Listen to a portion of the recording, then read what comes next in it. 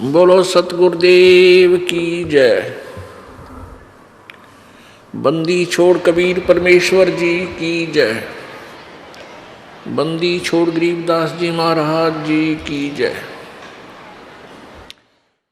स्वामी रामदेवानंद जी गुरु महाराज जी की जय।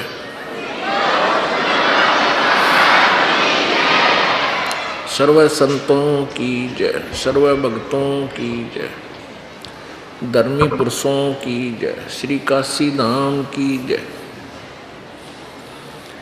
श्री छुडानी धाम की जय, श्री क्रोथा धाम की जय, श्री बरवाला धाम की जय।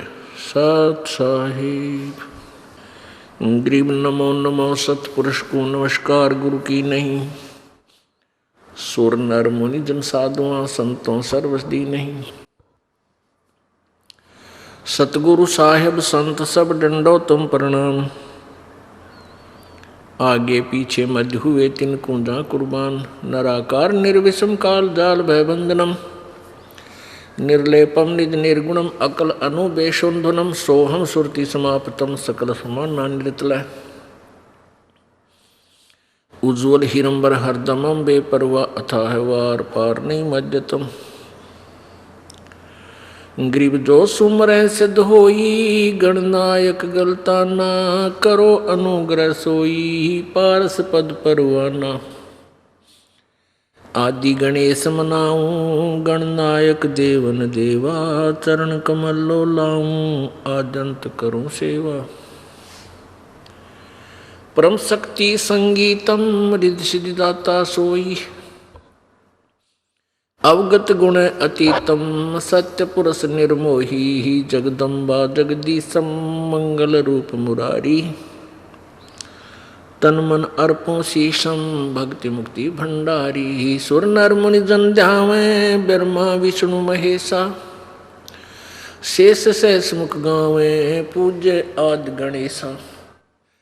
इंद्र कुबेर सरीखा वरुण धर्म राय ध्यावे। समर्थ जीवन जी का मन इच्छा फल पावे। 33 कोटि अधारा ध्यावे से 88। उतरे भव जल पारा कट है यम की फांसी। 33 कोटि अधारा ध्यावे से 88। उतरे भव जल पारा कट है यम की फांसी। कर जोरूं विनती करूं धरूं चरण पर शीश। गुरु जी राम देवानंद जी महाराज ने दियो नाम बख्शीश। कोटि कोटि सिजदा करूं कोटि कोटि प्रणाम।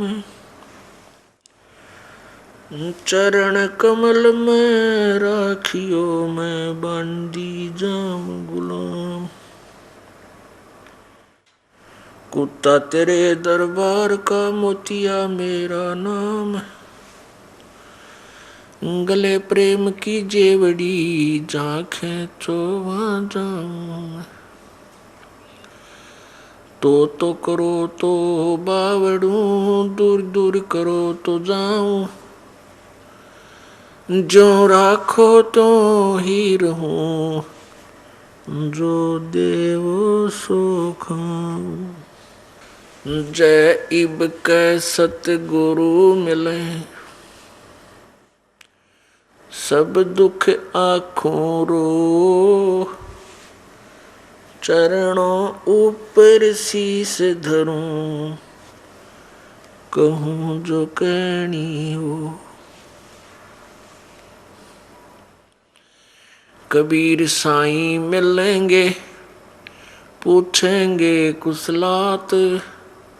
आदि अंत की सब कहूँ अपने दिल की बात।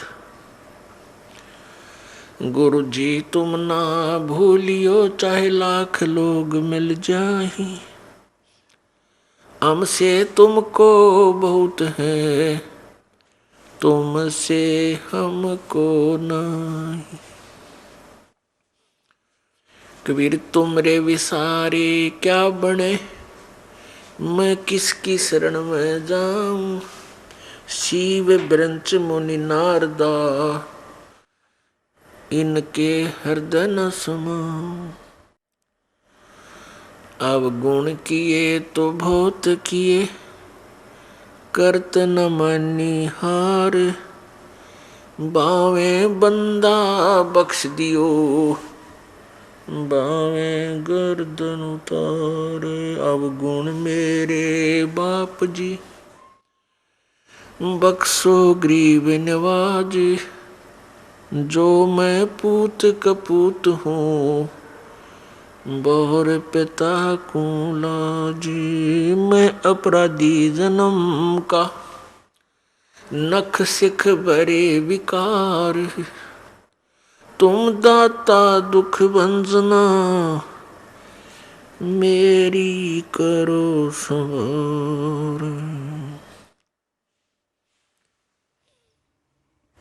बंदे तू कर बंदगी, बंदे तू कर बंदगी, जय चावे दीदारे। अवसर मानुष जन्म का, भाई मिले न बारंबार। मानुष जन्म दुर्लभ है, ये मिले न बारंबार। जैसे तरवर से पत्ता टूटे गिरे, वो बहुर न लगता डार। मानुष जन्म पाय के, जो नहीं रटे हरि नाम, जैसे कुआ जल बिना बनवाया क्या काम। राम नाम रटते रहो, राम नाम रटते रहो, जब तक घट में प्राण। कब हो तो दीन दयाल के, भनक पड़ेगी कान।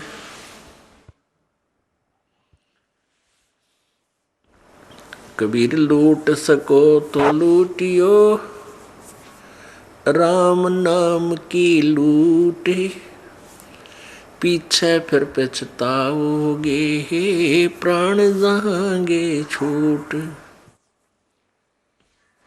नहीं भरोसा देह का, ये विंस जावे छन माही। श्वास उश्वास में नाम जपो, और यतन कछु नाही। कबीर श्वास उश्वास में नाम जपो, व्यर्था श्वास मत खो। न जाने इस श्वास को, आवण हो के न हो। वो पृथ्वीपति चकवे गए, जिनके चकर चलंत। रावण सरीखे कौन गिने, ऐसे गए अनंत। वो मर्द गर्द में मिल गए, रावण से रणधीर। कंस के सी चाणूर से, वो हिरण्यकशिपु बलबीर। तेरी क्या बुनियाद है, तू जीव जन्म धर लेत। गरीबदास हरि नाम बिना, तेरा खाली रह जा खेत। सर्व सोने की लंका होती, रावण से रणधीरम। एक पलक में राज विराजी, वो जम के पड़े जंजीरम। परम पिता परमात्मा, सर्व सृष्टि रचनहार कुल मालिक, कबीर देव, कबीर साहब, अल्लाहु अकबर, ये वही परमात्मा है जिसने सर्व ब्रह्मांडों की रचना की है। उस परमेश्वर का नाम कबीर है, जो उसी नाम से युक्त वो परमात्मा कलयुग में प्रकट होते हैं। वो परमात्मा काशी शहर भारतवर्ष की पवित्र धरातल पर धरती पर सन 1398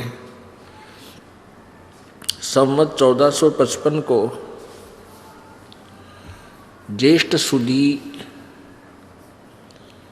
पूर्णमासी के दिन सतलोक से चलकर आए, एक शिशु रूप धारण किया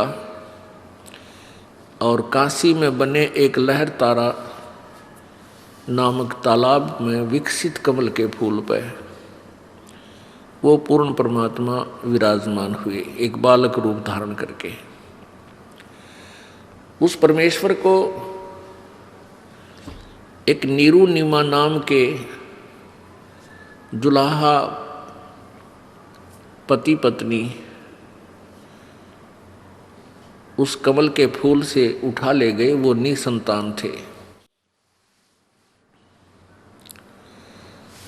परमेश्वर ने एक मनुष्य की लीला की, एक जीवन, एक साधारण मनुष्य की तरह जीवन जी करके एक एग्जाम्पल कोड किया, हमारे लिए उदाहरण बनाया कि परमात्मा पाने के लिए न जाति विशेष की आवश्यकता है और न ही घने सेठ की आवश्यकता है, न ही जंगल में जाके वन में जाकर के या गुफाओं में घुस के या नंगा रह के या दाढ़ी मूछ मुंडा के कोई साधना करने की आवश्यकता है। परमात्मा कैसे प्राप्त होता है, वो पूरा जो है परमात्मा ने पूर्ण रूप से सब क्रियाएं हमें प्रैक्टिकल करके दिखाया। परमात्मा ने हमें बताया कि परमेश्वर पाने के लिए अपने आप को प्राप्त कराने के लिए, अपना आत्मा को प्राप्त कराना और परमात्मा के दर्शन, परमात्मा से लाभ लेना और दर्शन में बहुत अंतर होता है। अब परमेश्वर के बारे में क्या धारणाएं फैला रखी थी कि परमेश्वर परमात्मा निराकार है, और फिर साथ में ये भी कहा जाता था कि समाधि लगाओ, ध्यान लगाओ और इस शरीर में भगवान दिखाई देगा। तो क्या देखते थे? कहते प्रकाश दिखाई देता है, यही प्रभु है। परमात्मा निराकार है, केवल उसका प्रकाश दिखाई देता है। तो परमेश्वर ने आकर, कबीर जी ने स्वयं इस धारणा का, इस भ्रमणा का निवारण किया कि भले आदमियों, तुम परमात्मा का प्रकाश देखने का दावा करते हो और परमेश्वर को निराकार बताते हो, कुछ तो अकल से काम लो। अब सूर्य को निराकार बताते हैं और कहते हैं हमने सूर्य का प्रकाश देखा। सूर्य बिना प्रकाश देखा किसका? प्रभु के बिना प्रकाश तुम देख किसका रहे हो? परमेश्वर ने आकर के यही बताया कि उस परमेश्वर के पाने के लिए ना तो घनी ऊंची जाति, यानी जाति कोई भी हो, जैसे यहाँ 4 वर्ण बना रखे हैं, ब्राह्मण, वैश्य, अक्षत्रिय और शूद्र। ये तो हमारी अपनी बनाई हुई सीमाएं हैं। परमात्मा के दरबार में ये कोई सीमा नहीं है। परमात्मा ने आत्मा देखनी है, उसके अंदर कितना लगन है, कितनी श्रद्धा है, ये देखना है। और उसकी भक्ति, वे ऑफ वर्शिप, पूजा की विधि जो है वो शास्त्र अनुकूल देखना है। वो किसी भी जाति का हो, गरीब हो या साहूकार, निर्धन हो या सेठ हो, रंक हो या राजा हो, परमात्मा आत्मा का सौदागर है और जाति और धन उसने नहीं देखना होता। इसलिए परमेश्वर ने एक रोल किया, एक गरीब बिल्कुल निर्धन दुल्हे का, और अंतिम वर्ण में, चौथे वर्ण में आगे शूद्र वर्ण में, उसमें जाति पाति का बहुत बोलबाला था, छुआछूत गणी थी। और केवल एक ब्राह्मण वर्ग ने परमात्मा की भक्ति कर, परमात्मा के पाने का ठेका ले रखा था, और वर्ग को परमात्मा की महिमा ना सुनाने का, ना उसको जानने का, और न ही उसकी साधना करने का कोई अधिकार उन्हें नहीं दे रखा था। वही अपना जो थोड़ी बहुत साधना करते थे उसको लोगों में बांट दिया करते थे, और उससे उनके पीछे जनता लगी रहती थी। हमारे गुरुजी बड़े सिद्धि युक्त हैं, हमारे कार्य सिद्ध कर दिए, फलाना कर दिया। बाकी कार्य कुरिय उनसे कोई सिद्ध नहीं होता था, अपने पूर्व संस्कार पुराने के फल रहे होते थे। इसलिए परमेश्वर आए और उन्होंने बताया, क्योंकि ब्राह्मण लोग बहुत अपने आप को सुपीरियर माना करते थे, तो परमात्मा कहते थे भाई ऊंचे कुल में भक्ति ना हो, नीचा ही कुल दीजिए। ऊंचे कुल में ब्राह्मण थे, वह सारा दिन अटपट में लगे रहा करते, कैसे लोगों को मूर्ख बनाया जावे, कौन सी विधि अपनावा, इस चक्कर में, पेट भरने के चक्कर में ही वह सारा जीवन व्यर्थ कर देते थे। फिर क्या बताते हैं, तपिया ने तो जब तप की न्या, वो तो लो दिया नाल पति जय। ऊंचे कुल में दुर्योधन रावण ब्राह्मण कुल में था, दुर्योधन क्षत्रिय कुल में था।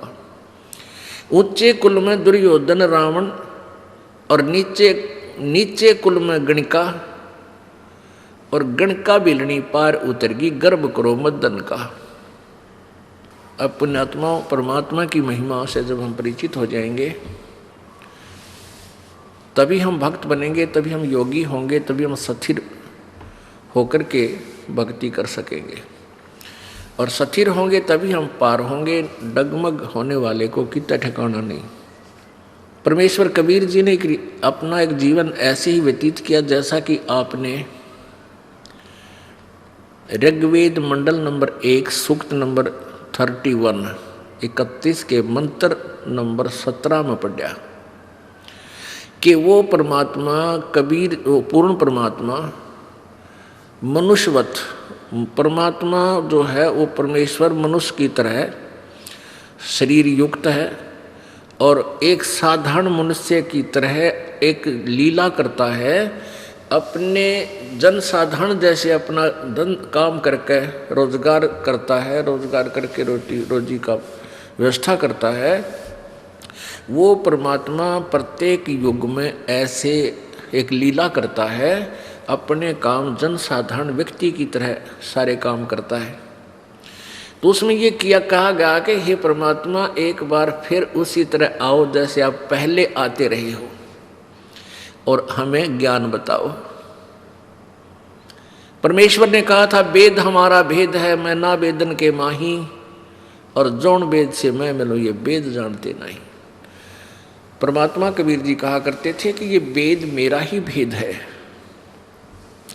मेरी ही महिमा ये चारों वेद गा रहे हैं, सुना रहे हैं। परमात्मा ये करता है, परमात्मा ये करता है, परमात्मा ऐसी लीला करता है, लेकिन मेरे पाने की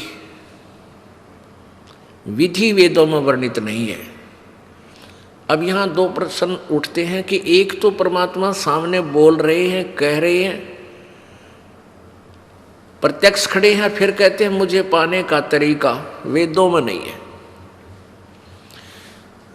अब इससे क्या सिद्ध होता है कि परमात्मा के दर्शन कर लेने से मोक्ष नहीं, परमात्मा के द्वारा दिए गए उस भक्ति की कमाई करने से मोक्ष होगा। नहीं तो परमेश्वर 120 वर्ष रहे, जिनको अच्छी आत्माओं ने भी दे दर्शन किए, बुरा ने भी किए, जो उनके विरोधी थे, उन मार मार कर रहे थे उनके पीछे, उन्होंने भी दर्शन किए। दर्शन से मोक्ष नहीं है, परमात्मा के उस मंत्र से मोक्ष है। मोक्ष का मीन है कि जैसे हम वो परमात्मा ने हमें विधि बताई है, वह कमाई कराएंगे, उस राम नाम के धन को जोड़ेंगे, उस भक्ति की शक्ति योग के बलते, भक्ति के बल से, उस राम नाम की कमाई की शक्ति से हम सतलोक जाएंगे, वहाँ जाकर के हम परमानेंट सुखी हो जाएंगे। उसको प्रभु प्राप्ति कहा जाता है। परमात्मा यहाँ आए, सभी को प्राप्त थे, दर्शन भी होते थे, लेकिन मोक्ष कोई नहीं, मुक्त कोई नहीं हुआ, क्योंकि हमने परमेश्वर के उस ज्ञान पर भी विश्वास नहीं किया, न उनके द्वारा दिए गई भक्ति की साधना की।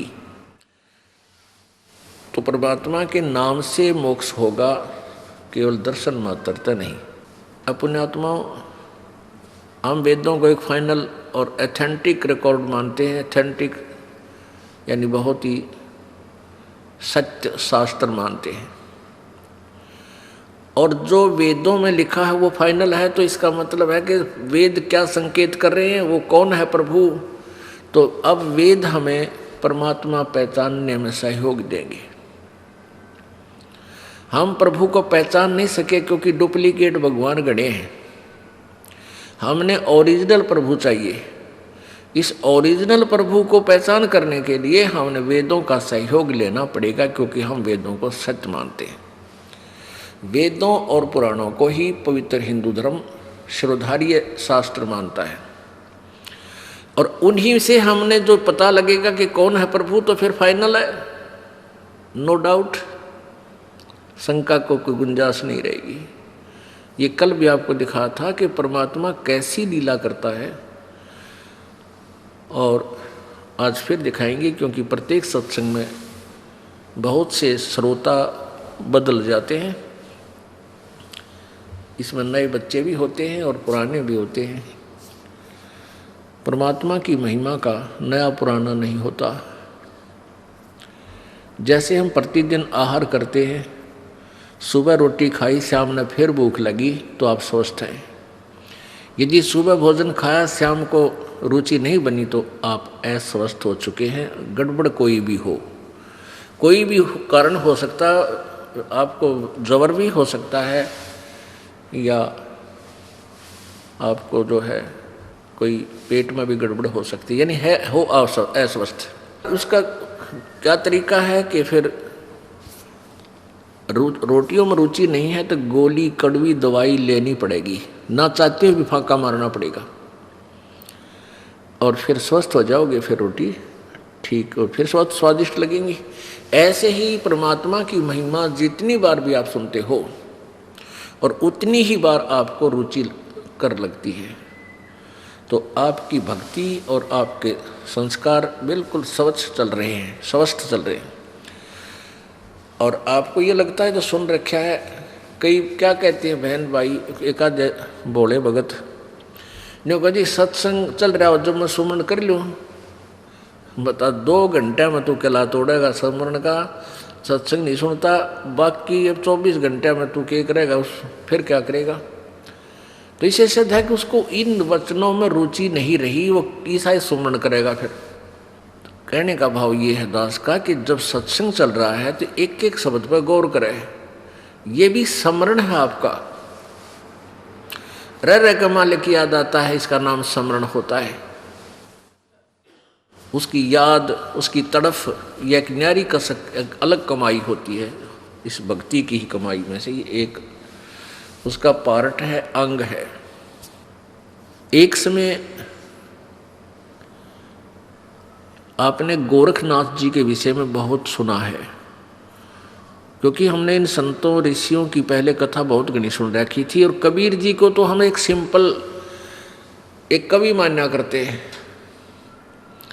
ये तो एक कवि है और जुल्हा था बस। और जो सिद्धि वाले संत थे वो, उनको हम संत ऋषि महाराज महात्मा मान्या करते थे। गोरखनाथ जी में इतनी सिद्धि थी। एक समय गोरखनाथ जी के गुरु मच्छंदर नाथ जी, ये नाथ संत नाथ जो परंपरा वाले होते हैं, ये कनपाड़े नाथ, उगड़नाथ, बिना कनपाड़े, ये सारे शिवजी के पुजारी होते हैं। और शिवजी भगवान के पास 8 सिद्धियां हैं। इन 8 सिद्धियों में से किसी को 1 खिलौना दे देता है, किसी को 2 दे देता है, किसी को 3 दे देता है। 1, 2, 3 बस, कोई ज़्यादा से ज़्यादा किसी को 4 पूरी नहीं देगा, क्योंकि फिर तो उससे सुप्रीम उसी के बराबर हो जाते हैं। 1, 2 खिलौना दे देता है, जिस कारण से वो हल्दी की गांठ प्राप्त करके पंसारी बन जाते हैं। और परमात्मा कबीर जी कहते हैं, शब्द महल में सिद्ध 24 हंस बिछोड़े बिस्वे 20। गरीबदास जी बता रहे हैं अपने कबीर परमेश्वर की महिमा कि हमारे कबीर भगवान ने जो हमें मंत्र दिया है उसमें 24 सिद्धियां आ जाती हैं आपको। आप ऐसा सिमरन कर रहे हो, इस मंत्र से आपको जब ये तीनों मंत्र मिल जाएंगे और सच्ची लगन से आप जाप करते रहोगे, आपके अंदर 24 सिद्धियां आ जाएंगी। लेकिन इनको कभी भूल कर भी प्रयोग नहीं करना, नहीं तो आपका काम बिगड़ जाएगा। क्योंकि फिर आपकी प्रभुता बन जाएगी, लोग आपके पीछे पीछे घूमने लग जाएंगे, आप जाड़े लाने लग जाओगे, किसी को आशीर्वाद किसी को बद्दुआ, और अपने सारी कमाई को यही नाश करके चले जाओगे। ऐसा ही ये ऋषि और सिद्ध लोग करते रहे। पहले तो डरे डोयाते बैटरी चार्ज कर लेते, जंगलों में बैठ कर वन में जाकर 10-10, 15, 12-12 वर्ष, और फिर आकर के नगरों में किसी का आशीर्वाद किसी को बद्दुआ, दोनों का, किसी का नाश किसी को लाभ, ऐसे करके आप भी जैसे थे। गोरखनाथ जी के गुरुदेव मच्छंदर नाथ जी वो कंवारे थे, ब्रह्मचारी थे। अर्धेक काल की जाल ए भगवान। जब वो हो लिया 60-70 साल का, तो उसके मन में आया कि मैंने गृहस्थ आश्रम का आनंद तो लिया ही नहीं, ये जीवन मनुष्य का था मेरा बर्बाद हो गया। ये सोचकर सिंगल द्वीप के अंदर एक राजा था, उसका शरीर शांत हो गया और मच्छंदर नाथ जी ने एक गुफा के अंदर अपना शरीर छोड़ दिया और वहां से वो प्राणी निकल कर राजा के शरीर में प्रवेश कर गया। मच्छंदर नाथ जी उस राजा के ताजा मृत शरीर में प्रवेश कर गया। राजा कुछ देर के बाद जीवित हो गया। हाहाकार मच गई थी, रानी भी रो रही थी, मंत्री भी रो रहे थे। तो जब वो जीवित हुआ तो राजा वाले लक्षण नहीं थे उसमें, उसको किसी राजकाज का प्राप्त ज्ञान नहीं था। अब कुछ वहाँ राजाओं के पास ऐसे विद्वान पुरुष रहते थे, ये ब्राह्मण लोग। उस ब्राह्मण ने जब देखा, बताया उन व्यक्ति संत ने, ऋषि ने, कि इसमें कोई योगी आत्मा प्रवेश कर गई है, राजा नहीं है। रानी को बता दिया। अब रानी ने तो वो शरीर चाहिए था, उसने कह दिया कि कोई भी हो तुम, कोई दिक्कत नहीं है, ये जीवित रहना चाहिए।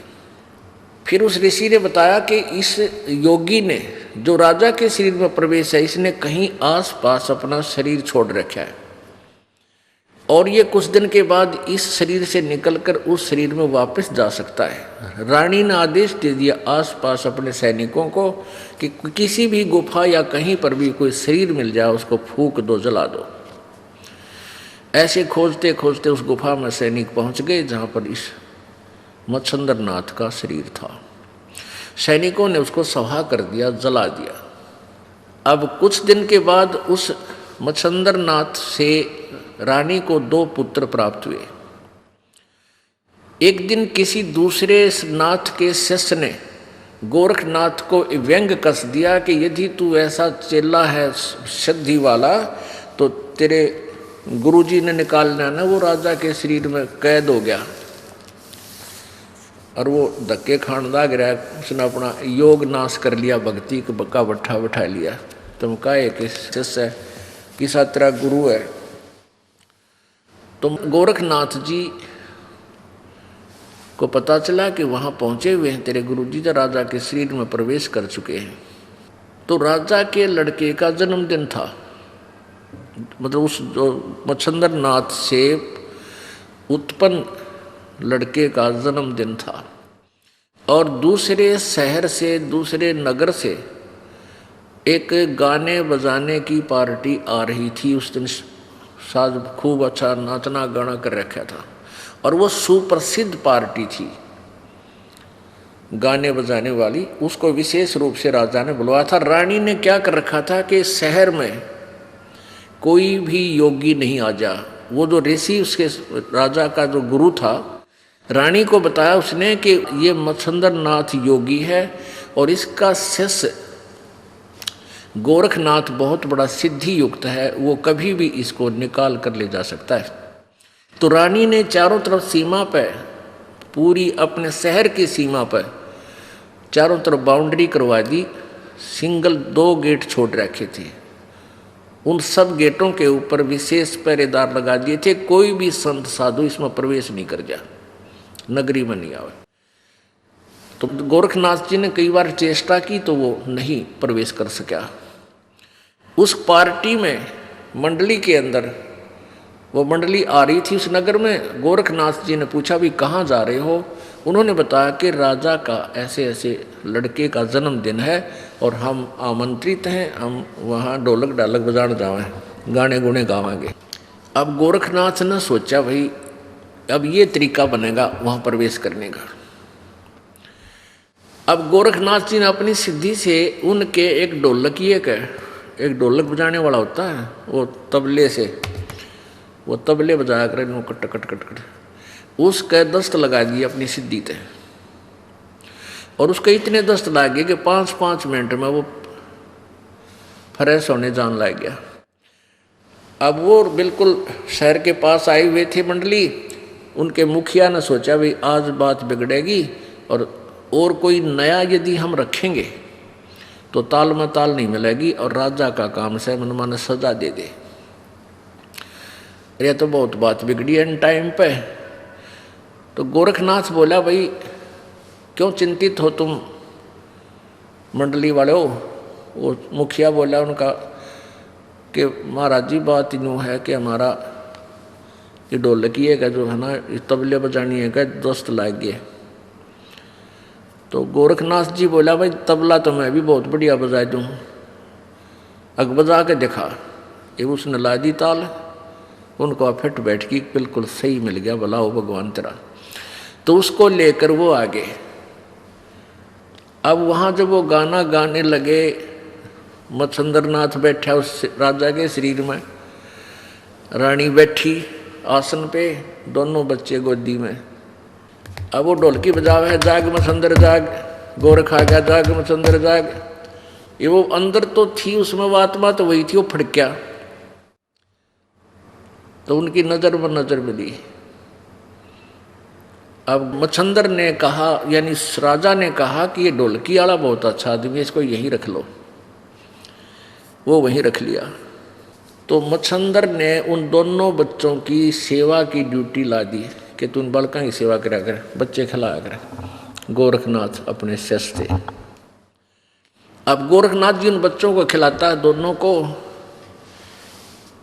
और रह रह कर उनको समझाता अपने गुरुजी को, गुरुजी चलो यहाँ से, आप कहाँ फंस कर बैठ गए, अपनी भक्ति करेंगे, निकलो यहाँ से। नो गोरखनाथ बकवाद मत करे, तू मेरी ड्यूटी जो मैंने आदेश दे दिया, तू बच्चे खिलाता रहा, बस जी आ रहा है। अब उसने सोची गोरखनाथ ने, बाबा गुरुजी तो मेरा भाई गया काम तय होता है। उन बच्चा के सिद्धि तन दस्त ला दिए गोरखनाथ ने। एक ने टट्टी हुआ के लावे इतने दूसरा तैयार पावे, दूसरे ने फरज करके लावे इतने दूसरा हो जा। गोरखनाथ बोला रहा तू इन्हें ढंग से झटका लिया। वो दोनों ने पकड़ लिया गोरखनाथ, और चोटी पकड़ के सिद्धि ते नो झटका दी। वह खाल लटकाए लावे, वो अंदर का सामान बाहर उड़े पड़ा रह गया। वो दोनों की खाल सिद्धि से, एक सिद्धि ऐसी शक्ति होती है वो कुछ भी किसी प्रकार का ऑपरेशन कर सकती है। दोनों की वो खाल खाल लटकाए लावे, चोटी जैसे सांप कांटली छोड़ दिया करे। और दोनों बच्चे बड़े बाहर पड़े, कवर रहित, कवर नहीं था उन पर। अब मच्छंद्रनाथ बोला रत्न नाश कर दिया निकम्मे, मेरे बेटे मार दिए। तो बोला आपने तो कहा था झटका लिया, नहीं झटका लिया, देखो खाली कर लिया। तो बहुत लाल पीला होया। गोरखनाथ ने कहा कि भगवान आप किस काम आए थे यहाँ पर? मैंने तो तेरी 2 ही बूंद नाश करी है, तेने रोज कितना नाश कर लिया अपना पता है? एकदम योगी था, कुछ पिछले संस्कार अच्छे थे। तुरंत ने बोला भाई क्या करूँ, अक निकल इसमें, मेरे अपने निकला जाता, मतलब फ्यूज हो लिया, मेरी सिद्धि शादी कुछ ना रह रही। तब गोरखनाथ जी ने अपनी सिद्धि से वो शरीर शांत कर दिया। अब शरीर शांत कर दिया। शरीर शांत करने से पहले बोला मेरा ये डोला ठा लिए तुम। उस थैले में उसने सोने की डाल रखी थी। मच्छंदर नाथ ने चलती आन ले चलूँगा, आगे भंडारा में काम आऊँगी। सोने की ईट अच्छी इतनी मोटी मोटी 3-4 ले रहा था सोना, यानी किलो पक्का। गोरखनाथ ने जब तक ठा लिया, आगे जाके देखा कि उसने बताया था कि उस गुफा में मेरा शरीर है, उसमें प्रवेश करूँगा। वो शरीर पाया नहीं। तो गोरखनाथ जी ने क्या किया कि वह अस्थि पड़ी थी, उसकी अस्थि मच्छंदर नाथ की, जो फूके हुए शरीर से, भस्म किए हुए शरीर की बची हुई अस्थि, यानी वो हड्डियाँ पड़ी थी, वो हड्डी इकट्ठी की, अपनी सिद्धि से मच्छंदर नाथ का शरीर उसी एज का बना दिया और वो जीवात्मा प्राण उसके प्रवेश कर दिए मच्छंदर नाथ के। अब मच्छंदर नाथ जी चल पड़े और वो झोला ठा लिया जो गोरखनाथ ले रहा था, काख में दे रहा उसने, अगी इसमें सोने की ईंट है। अब पता तो गोरखनाथ जी को भी था। मच्छंदर नाथ बोला भी पानी पीऊँगा, इस कुएं में बच्चा जल निकाल। अब गोरखनाथ जी जल निकाल दिया, गुरुजी जब जल पीने लगे और वो ईंट उस कुआं में गिर दी जो गुरुजी चिपक रहा था सोने की ईंटों के। छोटी छोटी ईंट बना लिया करते हैं ऐसे, वो उसमें जल में कुएं में डाल दी। वो मच्छंदर नाथ एक लाठी ठावर एक दरे और 20 गाली सुना दी उसने गोरखनाथ ने, तू नाश है, निकम्मा है, तने नाश कर दिया है, इतना कीमती सोना था तने जल में गिर दिया, तेरी तो बुद्धि भ्रष्ट हो रही है। तब गोरखनाथ जी बोले, गुरुदेव हम परमात्मा पाने के लिए निकले थे, ये फिर राजंश को खाके आपके अंदर ये संग्रह संचन की बीमारी फेर होगी। तो जब वो बिल्कुल शांत ना हुआ ना मच्छंदर, गोरखनाथ, वहाँ एक छोटी सी पहाड़ी थी, अपनी सिद्धि शक्ति से उस पत्थर को, पूरी पहाड़ी को सोना बना दिया। अगले गुरुजी एक ईंट पर मरण न हो रहे, उठा लो, कितना उठाओगे इसमें। तब गोरखनाथ मच्छंदर नाथ शांत हो गया। तरह के जो भैया कित डले डो रहा हूँ, कहते मट्टी का करोगे क्या तुम। यानी अब जो ये दास आपको एग्जाम्पल देने जा रहा है, इसका रिजल्ट देखना क्या होगा। इसको तत्व ज्ञान कहते हैं। तत्व ज्ञान क्या होता है, जैसे देसी घी ने गर्म करे और फिर अच्छी तरह ताके नारा डाल दे, वो शुद्ध हो जाता। तो ये शुद्ध घी जो है ये तत्व ज्ञान है। अब हमने केवल वो खिचड़ी ज्ञान सुन रखा था जिसमें वो सारा डंगा भी अंदर ही होता है, मक्खन जिसे बोलते हैं। अब वो दोनों गुरु चेला आगे, ठीक है। अब ये देखना कि गोरखनाथ जी ने मुर्दा भी जीवित कर दिया और एक पहाड़ी को सोने में भी परिवर्तित कर दिया, और फिर भी मोक्ष नहीं था। फिर भी मोक्ष नहीं था। क्या बताते हैं परमात्मा कि ये सिद्धियां जो होती हैं ये इस प्राणी की शत्रु होती हैं। इन सिद्धियों के कारण इसमें प्रभुता आ जाती है, दुनिया नमस्कार करती है, उसके चारों तरफ मंडरा जाती है और फिर वो प्रभु बन जाता है और यथार्थ साधना ना करके फिर यहीं पर वो अपना 84 लाख योनियों में धक्के खाता रहता है। अब परमात्मा क्या बताते हैं, एक अगस्त ऋषि थे, उन्होंने सारे जीवन में सिद्धि साधना की। ये जो परमात्मा कबीर जी के मार्ग के अतिरिक्त जितनी भी साधना है सब सिद्धियां ही अधिक होती हैं और कुछ समय इनको स्वर्ग प्राप्ति होती है।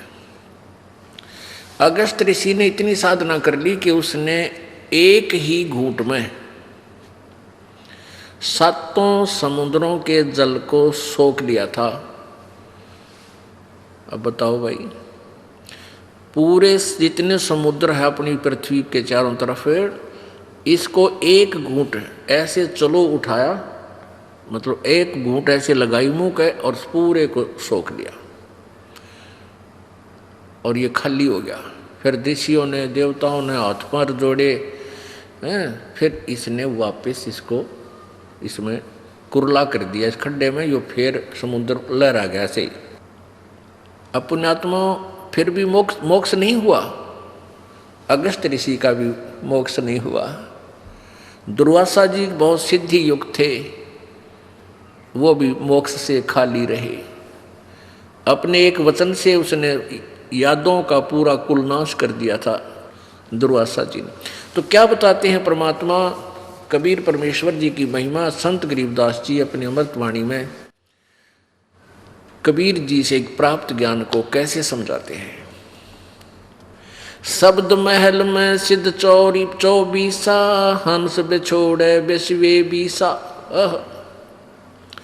कि हमारा जो सत्य नाम है, सच्चा नाम है, जो वास्तविक मंत्र हम देते हैं, इसमें 24 सिद्धि आपको आ जाएंगी और ये हंस को परमात्मा से विमुख करेगा ही करेगी यदि इनके ऊपर आश्रित हो गए, इनको प्रयोग करना प्रारंभ आपने कर दिया। एक बहन बता रही थी कि मैंने अपना कोई रिलेटिव था, उसका तकलीफ थी, उसको बता दिया कि आप ये मंत्र जाप कर लो। कहने लगी वो तो ठीक हो गया और मैं बीमार होगी। अब क्योंकि उसके वो कमाई थी उसके पास, उसने उसको दे दी, वह गुरु बन गई उसकी। और गुरु बनने के बाद यानी तो उसकी कमाई उसमें दूसरे में जाना स्वाभाविक शुरू हो जाती है। जैसे एक टायर से दूसरे टायर में हवा भर दी जाए तो वो पहले वाले टायर की कम हो जाती है, उसमें चली जाती है। तो ये तरीका नहीं है।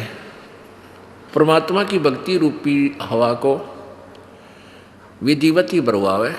गुरु जी के पास वो पंप होता है जो कितने ही भरवा ले सबके टायरों को फुल कर देता है। और टायर से टायर में डालते हैं तो वो हम अपना भी काम बिगाड़ रहे हैं। तो ऐसे ही होता रहा। अब हम आशीर्वाद देते हैं, जैसे बूढ़े बुजुर्ग आशीर्वाद दिया करते और बच्चे उनके चरण छूते वो आशीर्वाद देते थे, तो वो टायर से टायर में हवा डाला करते। लास्ट में बूढ़े की बिरान माटी हो जाती, वो आशीर्वाद दे के उन बच्चा ने थोड़ा बहुत लाभ दे देता था। जिसी भी उसकी टोकरी में, उसके थैले में जो धन था भक्ति का, वो खत्म कर देता था, बाद में आप भुगत कर मरा करता। तो ये तरीके हमने सारे गलत अपना रखे थे, इनको सबको सुचारू करना पड़ेगा। भले ही एक बार आपको थोड़ा कठिनाई का सामना करना पड़ेगा, क्योंकि समाज सारा ही विपरीत दिशा में जा रहा है, तो हमने इसको सुचारू करने में इन कठिनाइयों को भी झेलना ही पड़ेगा। शब्द महल में सिद्ध 24 हंस बिछोड़े बिस्वे 20। बिस्वे 20 माने पक्कम पक्का। और इस जीव को ये परमात्मा से दूर करता है, ये सिद्धि 24। एक सिद्धि सुरदेव मिलावे, एक सिद्धि मन वृत्ति बतावे, एक सिद्धि होवे पौन स्वरूपी, एक सिद्धि होवे अनुरूपी, एक सिद्धि निस्वासर जागे, एक सिद्धि सेवक हो आगे, एक सिद्धि सुरगापुर जावे, एक सिद्धि जो सब गट छावे, एक सिद्धि सब सागर पीवे, एक सिद्धि जो बहुजुग जीवे, एक सिद्धि जो उड़े आकाशा, एक सिद्धि परलोक के वासा, एक सिद्धि कष्ट तन जारा, एक सिद्धि तन हंस नियारा, एक सिद्धि जल डूब न जाई, एक सिद्धि जल पैर न लाई, एक सिद्धि बहु चोले धारे, एक सिद्धि नितत विचारे, एक सिद्धि पांचों तत् नीरम, एक सिद्धि जो वज्र शरीरम, एक सिद्धि पीवे ना खाई, एक सिद्धि जो गुप्त छिपाई, एक सिद्धि जो ब्रह्मांड चलावे, एक सिद्धि सब नाद मिलावे, एता खेल खिलारी खेले, सो हम हंसा प्रगट बेले। 24 को ना मन चावे, सो हंसा शब्द अतीत कहावे। प्रसिद्धि पूर्ण पटरानी, सत्यलोक की कहूँ निशानी। सत्यलोक सुख सागर पाया, सतगुरु भेद कबीर लखाया। परमहंस पे देखो परवाना, जन कहता दास गरीब दीवाना। अब क्या बताते हैं, एक सिद्धि सुरदेव मिलावे, एक सिद्धि मनवर्ती बतावे। एक सिद्धि मनवर्ती बतावे। अब आपको बताते हैं, 5-4 उदाहरण देंगे कि ये एक एक हल्दी की गांठ लेकर पंसारी की मोर ला लेना है। अब जैसे मन की वृत्ति बताने की भी एक सिद्धि होती है कि आपके मन में क्या सोच रखी है।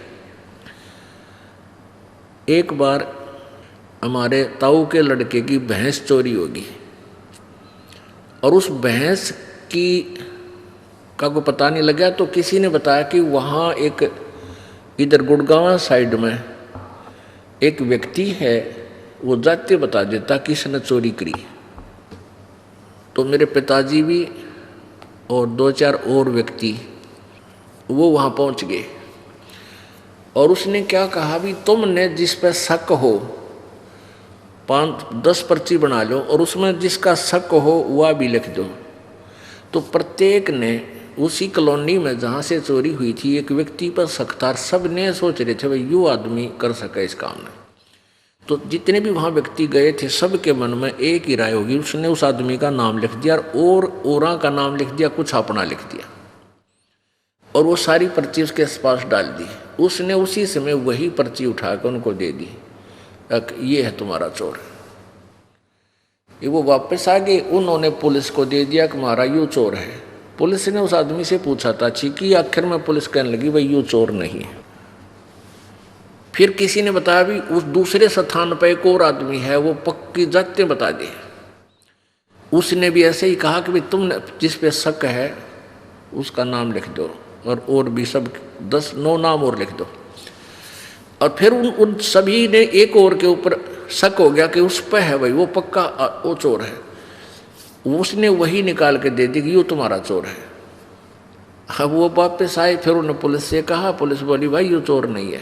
खूब वेरीफाई कर लिया हमने, वह भैंस नहीं मिली, वो 1000-2000 रुपये और लुआ दिए और कुछ आने जाने। तो वो मन की वृत्ति बताने की एक हल्दी की गांठ उसके पास थी जिस तरह लोग गाना मूर्ख बना रहा था। और उसमें से कुछ एक ऐसा था कि वो फिट हो जाती थी, सच्ची पा जाती थी कि एक आदि बस शक भी सच्चा हो जाए किसी का। तो यहाँ क्या बताते हैं, एक सिद्धि सुरदेव मिलावे, एक सिद्धि मनवर्ती बतावे। जैसे मीराबाई के पास पूर्व जन्म से, क्योंकि पिछले जन्म की भी बैटरी चार्ज आपके साथ रहती है, वो जब तक चलती है तो उसे बहुत से चमत्कार हो जाते हैं। मीराबाई के पास एक सिद्धि थी कि वो जिस इष्ट की पूजा करती थी वो इष्ट उसके सामने आ जाता था। वो कृष्ण जी को मानती थी और जब वो आत्म विभोर होकर उसको याद करती थी तो उसके सामने आकर वो भी उनके साथ डांस करते थे। तो एक सिद्धि सुरदेव मिलावे, कुछ तो पिछले जन्म की सिद्धियां होती हैं। जैसे आपने देखा होगा कई महात्मा जिनके आज तक पूजाएं चल रही हैं, कोई किसी नाम थे, कोई हरिदास नाम थे, कोई गरीब किसी और नाम थे, तो वो बचपन से उनकी कथा पढ़ कर देख लो, कहते छोटे से ही न चमत्कार शुरू कर दिए थे। हरिदास जी के बारे में बताते हैं कि वो किसान परिवार में जन्म था और दोपहर ने वो 10-1 वर्ष का बालक था, अपने पिता के पास गया हुआ था। हरिदास जी के पिताजी जो है खेतों में किसान अपना हल जोत रहे थे, तो पिताजी दोपहर ने खाना खा के स्वयं तो कहने लगा मैं रेस्ट कर लूँ और आप बेटा इन बैलों को पानी पिला लिया। और ये छोटे वाला तालाब है, इसमें तो जल है नहीं, कति सूखा हुआ है, वहाँ दूर ले जाना, वहाँ जल मिलेगा। क्योंकि वो वहाँ ही जाते थे उस तालाब में, उसमें जल देखा था नहीं। और हरिदास जी बैल लेकर गया, वो बैल उसकी तरफ चले गए छोटे तालाब की तरफ, और वहाँ उस पानी पिया वो वापस ले आया जल्दी ही बैलों को पानी पिलाकर। उसका पिताजी बोला अरे पानी पिया के नहीं लाया तू बैलों को, अब पिला लिया जी, इतनी जल्दी कैसे ले आया तू? वहाँ नहीं ले गया, वो कम से कम 1 किलोमीटर दूर था। और वो जो छोटा तालाब सूखा पड़ा था वो था ज़्यादा से ज़्यादा 400 फुट की दूरी पे। इतना शीघ्र वापस आने से उसने शंका होगी कि ये बालक वैसे ही लिया, बैलों को पानी नहीं पिला कर लाया। तो उसने कहा पिताजी पानी पिला लिया मैं। कहाँ से? किस तालाब से? कहते इसमें जल था ही नहीं, यदि कभी वर्षा होगी तब जल होना था। अगर नहीं पिताजी तो फुल है। वो गया जाकर देखा, उसके पिताजी ने सचमुच भाई तो पानी फुल हो गया और बैलों के जो ना पैर भीग रहे। तो इस तरह की सिद्धियां उस पूर्व जन्म की बैटरी चार्ज से ही होने लगी थी। आज तक उस हरिदास जी की पूजा शुरू हो रही है, लेकिन पूर्ण मोक्ष नहीं है, क्योंकि भविष्य की साधना शास्त्र अनुकूल न होने से जीवन व्यर्थ हो जाता है। तो यहाँ क्या बताते हैं, तो ऐसे ही मीराबाई के अंदर थी वो सिद्धि, और पिछले पुण्य भी साथ होते हैं, तभी परमात्मा भक्ति की तरफ इतना तड़फता है, प्रेरित होता है। एक सिद्धि सुरदेव मिलावे, एक सिद्धि मनवृत्ति बतावे, एक सिद्धि हो पवन स्वरूपी, एक सिद्धि हो वह अनुरूपी, एक सिद्धि निस्वासर जागे, एक सिद्धि सेवक हो आगे। इस दास के मामा जी का गांव है खेड़ी दमकन, जिला सोनीपत में, गोहाना सोनीपत मार्ग पर। तो वहाँ एक नेक्कीराम संत जो गीसा संत जी के अनुयायी थे, गीसा संत जी को कबीर परमेश्वर मिले थे, और कोई किसी संत के पास जो जाके जुड़ता है वो पुण्यात्मा होती है पूर्व जन्म की। तो नेक्कीराम जी गीसा संत जी के शिष्य हुए, जो खेखड़ा गांव है मेरठ जिला में, वो उनके शिष्य हो गए। पुण्यात्माओं, इन संतों को ही हमने लाल और लालड़ी को पहचानने के लिए ये आपको उदाहरण दिया जा रहा है, ताकि आप योग्य हो, ये समझ सको कि वो कितने सतर के संत हैं जिनके आज तक हम गुणगान कर रहे हैं। तो गीसा संत जी के 2 विशेष शिष्य हुए, एक तो जीतादास जी जो उनका मतलब आज्ञाकारी था, जैसे वो बताते थे वैसे ही किया करता था। और नेक्कीराम जी में पिछले संस्कार का जो संस्कार का डंगा था वो भी साथ रखा, और कहीं भी बैठ जाता वो तप कर अपनी हठ योग से समाधिस्थ हो जाता था। तो उसने क्या किया, वो खेड़ी दमकन गांव में उनका एक आश्रम बना हुआ है, और एक यहाँ निर्जन गांव है जींद में, यहाँ भी उस नेक्कीराम जी के नाम से ही एक आश्रम बना हुआ है। तो वहाँ क्या बताते थे वो, उस गांव खेड़ी दमकन के व्यक्ति हमारे मामा जी और वो नाना जी कहा करते कि नेक्कीराम जैसा संत नहीं देखा। वो यहाँ आकर के एक वृक्ष के नीचे बैठ गए थे, बनी होती थी पहले, छोटा जंगल, उसको बनी बोलते थे, जो गांव के चारों तरफ होता था जिसमें, उसके बाद फिर खेत शुरू हो जाते थे। उस बनी में आकर के बैठ गया एक वृक्ष के नीचे, और देखने वाले को संत को परमात्मा का रूप जान करके साधु श्रद्धालु भक्त गांव के जाते हैं। भगतजन जाकर बैठ गए, उनकी सेवा करने लगे। तो एक दिन एक भक्त ने कहा कि अभी महाराज जी तो दिन रात सोता नहीं कभी भी, दिन में तो हमारे से बातचीत करे है, रात में सारी रात जागता है, बैठा रहता है, भजन करता है। तो गांव के लोगों ने गुप्त रूप से छुप के उसकी परीक्षा की, तो देखा, छुप के देखते रहे, 15 दिन तक वो सोया नहीं, दिन रात जाग्या करता, और स्वस्थ 1 महीना हो गया, 2 महीने तक वो ऐसे नहीं सोया। तो पूरा गांव उसके ऊपर डिवेट हो गया, समर्पित हो गया, भाई महाराज के चाड़ा पड़ा है, उसको वहीं रख लिया, महाराज जी यहाँ रखो, उससे प्रवचन करो, उसका एक आश्रम गाड़ दिया, और आज तक डले ढोरे हैं, किसी के पास खख नहीं, सारे बिरनमेटी हो रही। तो ये एक बीमारी थी, इन सिद्धियाँ के कारण ये प्रसिद्ध हो गए। अब हमने पहचान करनी है कि वो मोक्ष मार्ग कौन सा है जो परमेश्वर ने आके हमें बताया। तो ना तो कबीर जी ने ऐसी क्रियाएं की जो नेक्कीराम जी करते थे, तो कबीर पंथी कैसे हुए वो, क्योंकि गीसा पंथी भी अपने आप को कबीर पंथी मानते हैं। तो हम पंथी तभी होंगे जब परमात्मा कबीर जी द्वारा बताए गए भक्ति मार्ग को ए से लेकर जेड तक सारे को अपनाएंगे। ए ले लिया फिर बाकी छोड़ दिया, वो पंथ नहीं है, वो मार्ग ठीक नहीं है, वो विधि ठीक नहीं है, तो हमारा मोक्ष नहीं होगा। एक सिद्धि निस्वासर जागे, एक सिद्धि सेवक हो आगे। अब जैसे एक कथा है कि परमात्मा की भक्ति में हम तो उदाहरण देते हैं, लेकिन इस सिद्धि से भी अब इसका कनेक्शन है। जैसे कई भक्त कहते हैं भाई इस मन ने क्यों कर डाटा, ये तो भूत है, ये कोई न कोई कुबद सोचता ही रहता है। तो संत ने, परमात्मा ने, संतों ने ये बताया है कि इस मन को कैसे रोके। काम हो इतना तक काम करे, ना राम नाम पर ला दे। एक सिद्ध ने अपने चेले से कहा बेटा ये तू सिद्धि कर ले। उसने वह सिद्धि कर ली, होगी तेरी सिद्धि कंप्लीट होगी है, और इसको मेरी अब्सेंस में प्रयोग मत करना।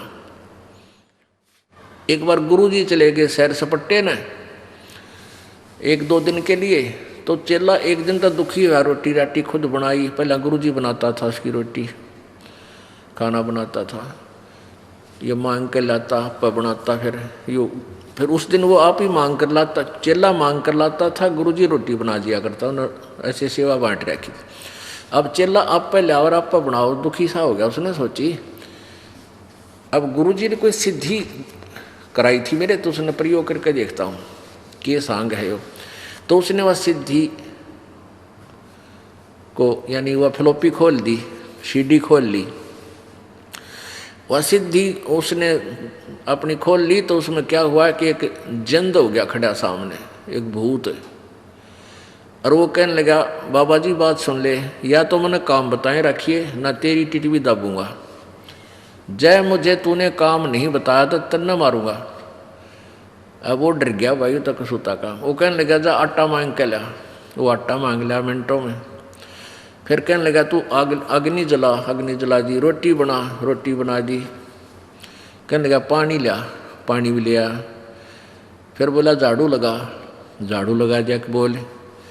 अब वो मर गया भाई, ये भी वो कसूता काम हो गया। इतने में गुरुजी आ गया, वो डर बहुत गया कि भी वो मारेगा तेरे को। वो गुरुजी आ गया तो अब दौड़ के गया और गुरुजी के चरणों में गिर गया और कहने लगा गुरुजी मुझे बचा लो, क्या हो गया भाई, क्यों मारेगा।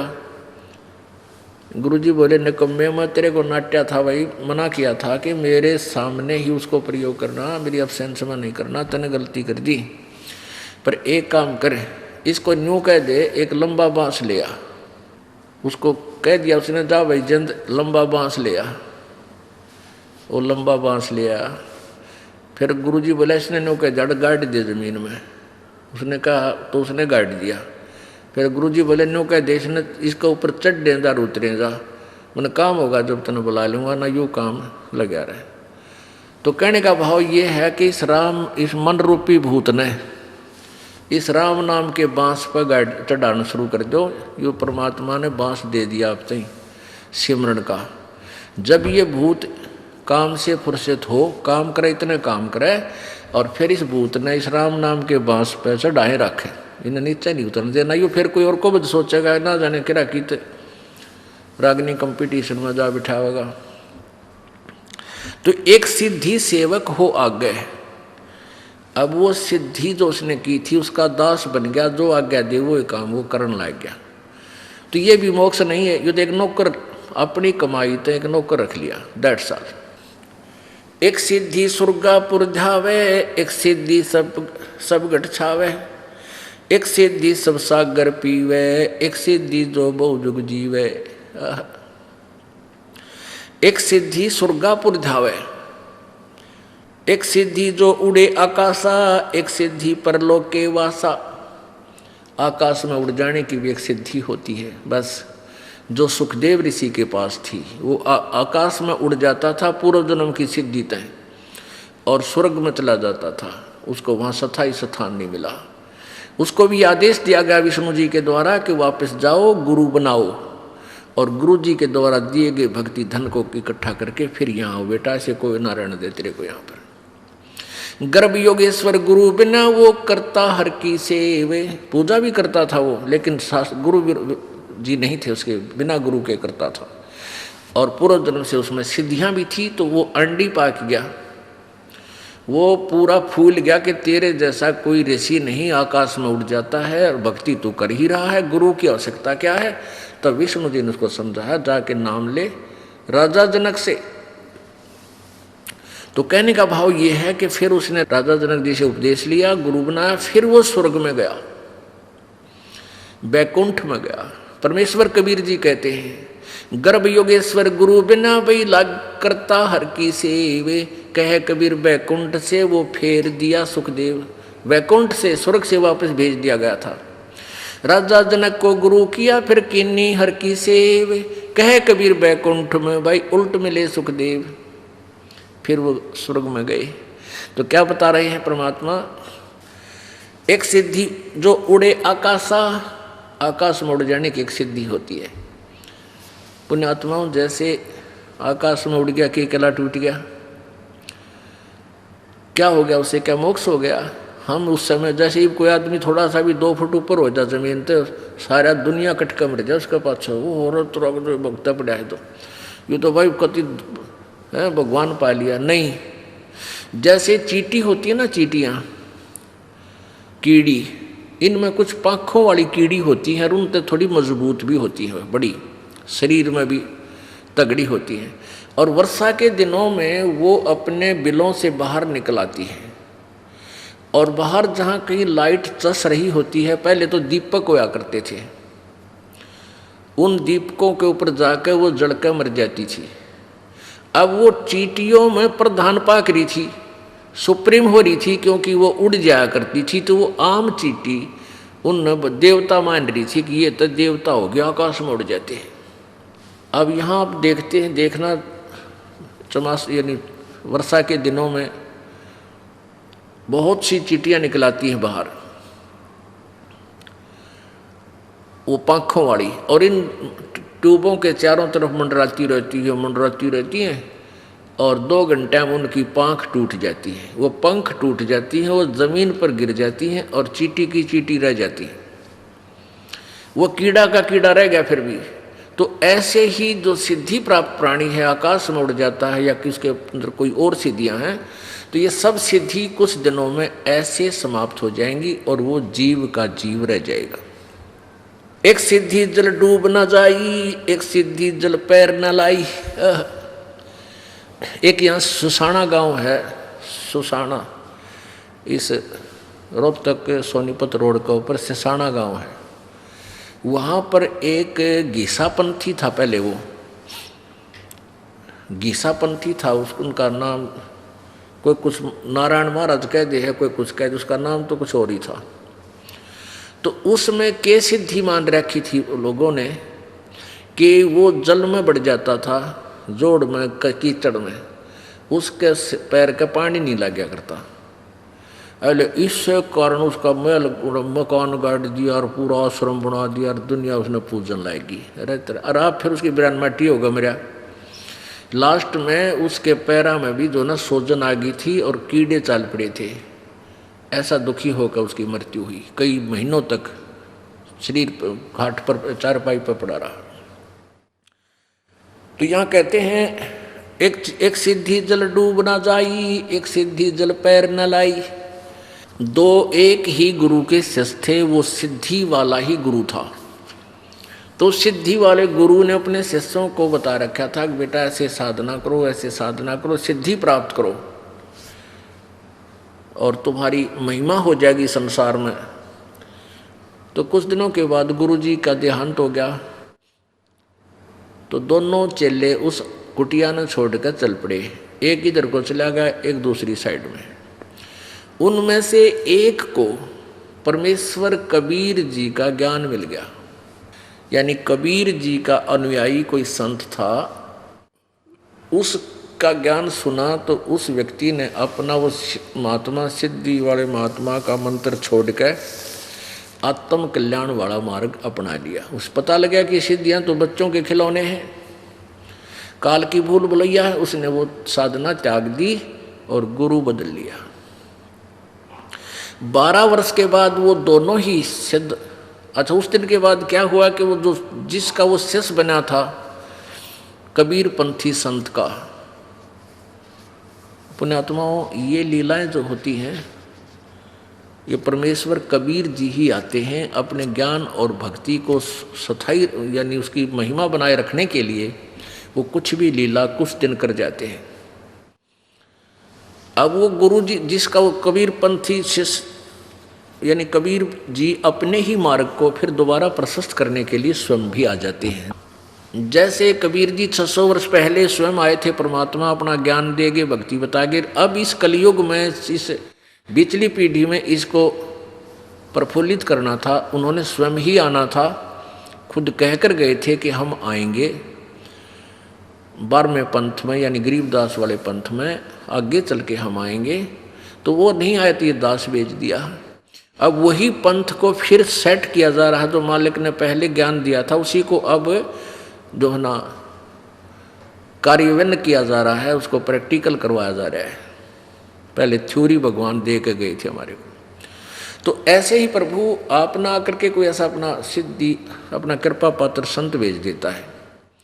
तो उस ज्ञान के आधार से उस सिद्ध वाले एक चेले ने उस संत से उपदेश ले लिया।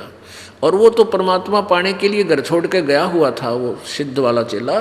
तो उसने अपने गुरुजी के प्रत्येक आज्ञा का पालन किया, जो तत्वदर्शी संत था। उसने पूरी श्रद्धा से सेवा भी की, प्रत्येक खरा हुआ प्रत्येक पॉइंट से।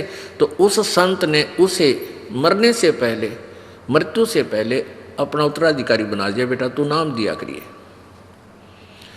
और ऐसा वो शरीर फिर छोड़ गए। फिर वो चेला वहाँ से भी वो एक दिन फिर दोनों, वो पहले वाला उसका गुरु भाई जो सिद्ध वाला चेला था और स्वयं वो कहीं एक समागम था, कोई संतों का मेला सा भर जाता है एक दरिया के ऊपर यानी नदी के ऊपर किनारे पर। तो वहाँ दोनों मिल गए 12 वर्ष के बाद। कुशल मंगल हुई। तो उस सिद्ध के चेला जो सिद्ध वाली ही साधनाएं कर रहा था, उसने उस तत्वदर्शी कबीर पंथी संत का शिष्य होने वाले अपने गुरु भाई से, अपने मित्र से पूछा कि भी तूने क्या कमाई की 12 वर्ष में। तो कबीर पंथी शिष्य का चेला होने के बाद वो शिष्य कहता है कि मन ने तो भाई सब कुछ पा लिया, कल्याण का मार्ग मिल गया, भक्ति का सही विधि मिल गई, अपनी भक्ति कर रहा हूँ और कल्याण हो जाएगा। कहने लगा कोई तूने सिद्धि प्राप्त करी है तेरे पास कोई?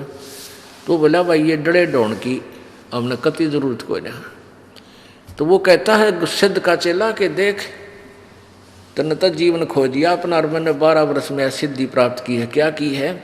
जल के ऊपर के ऐसे चला गया परले किनारे जैसे जमीन पर चलता है, और फिर वापस आ गया न्यो का न्यो पट पट पट करता हुआ। और न्यो गर्व से कहता देखा तने तो अपना जीवन खो लिया, मैंने देख कितनी सिद्धि कर ली। वो कबीर पंथी शिष्य का जो चेला था वो कहने लगा भले आदमी तने 12 वर्ष में 2 अन्य की कमाई करी। यो किश्ती वाला एक आना में तो परली तरफ ले जाता है, एक आना में उल्टी छोड़ दे। तने तो 12 वर्ष में 2 अन्य कमाई करी है, क्यों डरे ढो रहा है?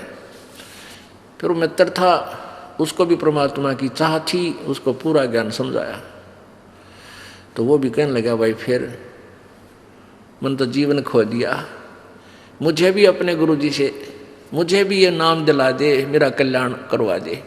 फिर वो शिष्य रोने लग गया जो कबीरपंथी शिष्य का चेला था, फिर वो रोने लग गया।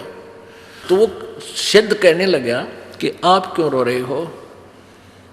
तो वो बोला कि वो कबीरपंथी संत बोला कि अभी ईब तेरा कल्याण हो नहीं सकता, मैं इसलिए रो रहा हूँ।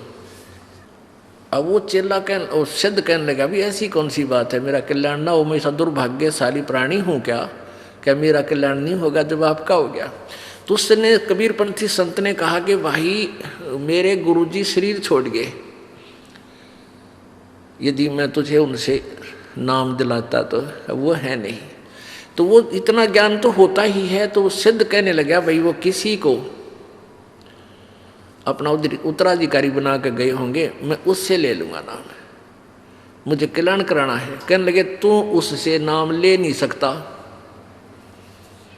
जिसको वो उत्तराधिकारी बनाकर गए हैं, क्योंकि वो सिद्ध, जब वो एक गुरु के चेले थे दोनों, तो जो सिद्ध अभी भी सिद्धि ही कर रहा था वो सीनियर था, और वो कबीर पंथी शिष्य बना वो उसका जूनियर था, उस पहले वाले गुरु के। यहाँ सीनियर जूनियर की बीमारी सारा है, तो इसलिए उसने नो सोचा कि यो सीनियर है मेरे, तर मन ने मेरे पास यू नाम ले नहीं सकता, और ले लेगा तो यू कर नहीं सकता, क्योंकि इसके मन में यू काटा खटकेगा कि तुम मेरे पथ बाद का लगा हुआ है, इसलिए रो रहा था। तो वो सिद्ध कहने लगा कि भाई ऐसी बात नहीं है, मैं नाम लूंगा, मैंने तो अपना कल्याण करवाना है, मेरे समझ में आ गई तेरी बात सारी, कति कति डरे डोर दिए, मैंने जीवन खो दिया, घर छोड़ा इसीलिए था कि भगवान पाऊं, और मैं पर रूपा के गया। तो उसने कहा कि इस दास को आदेश देकर गए हैं, वो शरीर छोड़ गए थे, और मेरे से नाम आप ले नहीं सकते क्योंकि आप मेरे तो सीनियर थे। उसी समय वो सिद्ध पुरुष जो सिद्धि करता था, सिद्ध बना रहा था, अपने ही जूनियर के पैर पकड़ दिए, चरण टेक दिए, नहीं बोले ऐसा सस्ता सौदा, घर का गुरु है, इस तो बढ़िया वस्तु और कहाँ मिलेगी, मैं आपका बच्चा और आप मेरे परम पिता। जब भक्ति करनी है, परमात्मा पाना है, तो इसमें मर्यादा भी तो रखनी पड़ेगी। आप मेरे गुरुदेव, मैं आपका बच्चा, मैंने नाम दे दे, रुका नहीं जाता। तो पुण्यात्माओं, ऐसे हमने हर तरह से जो ना अपने आप को सेट करना पड़ेगा, हर प्रकार की बीमारी से निकलना पड़ेगा, मान से, बड़ाई से, ऊंच नीच से, इसे हटना पड़ेगा। तो यहाँ क्या बताते हैं, एक सिद्धि जल डूब न जाई, एक सिद्धि जल पैर न लाई, एक सिद्धि बो चोले धार है, एक सिद्धि नी तत्व विचार है। एक बार ये दास कुछ भक्तों को लेकर के सहारनपुर गए थे। सहारनपुर के अंदर एक विशेष स्थान है अपने परमात्मा का, और एक बहुत ही अनमोल उदाहरण है संत गरीबदास जी,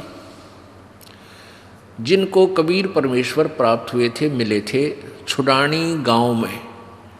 सतलोक से चलकर वो परमेश्वर आए थे, और गरीबदास जी गांव छुडानी, जिला झज्जर, हरियाणा, भारतवर्ष की भूमि पर सन 1717 में उनका जन्म हुआ था गरीबदास जी का। जब 10 वर्ष के हो चुके थे, वो गौवों के पाली गवाले थे खेतों में, वहाँ परमेश्वर आकर मिले थे।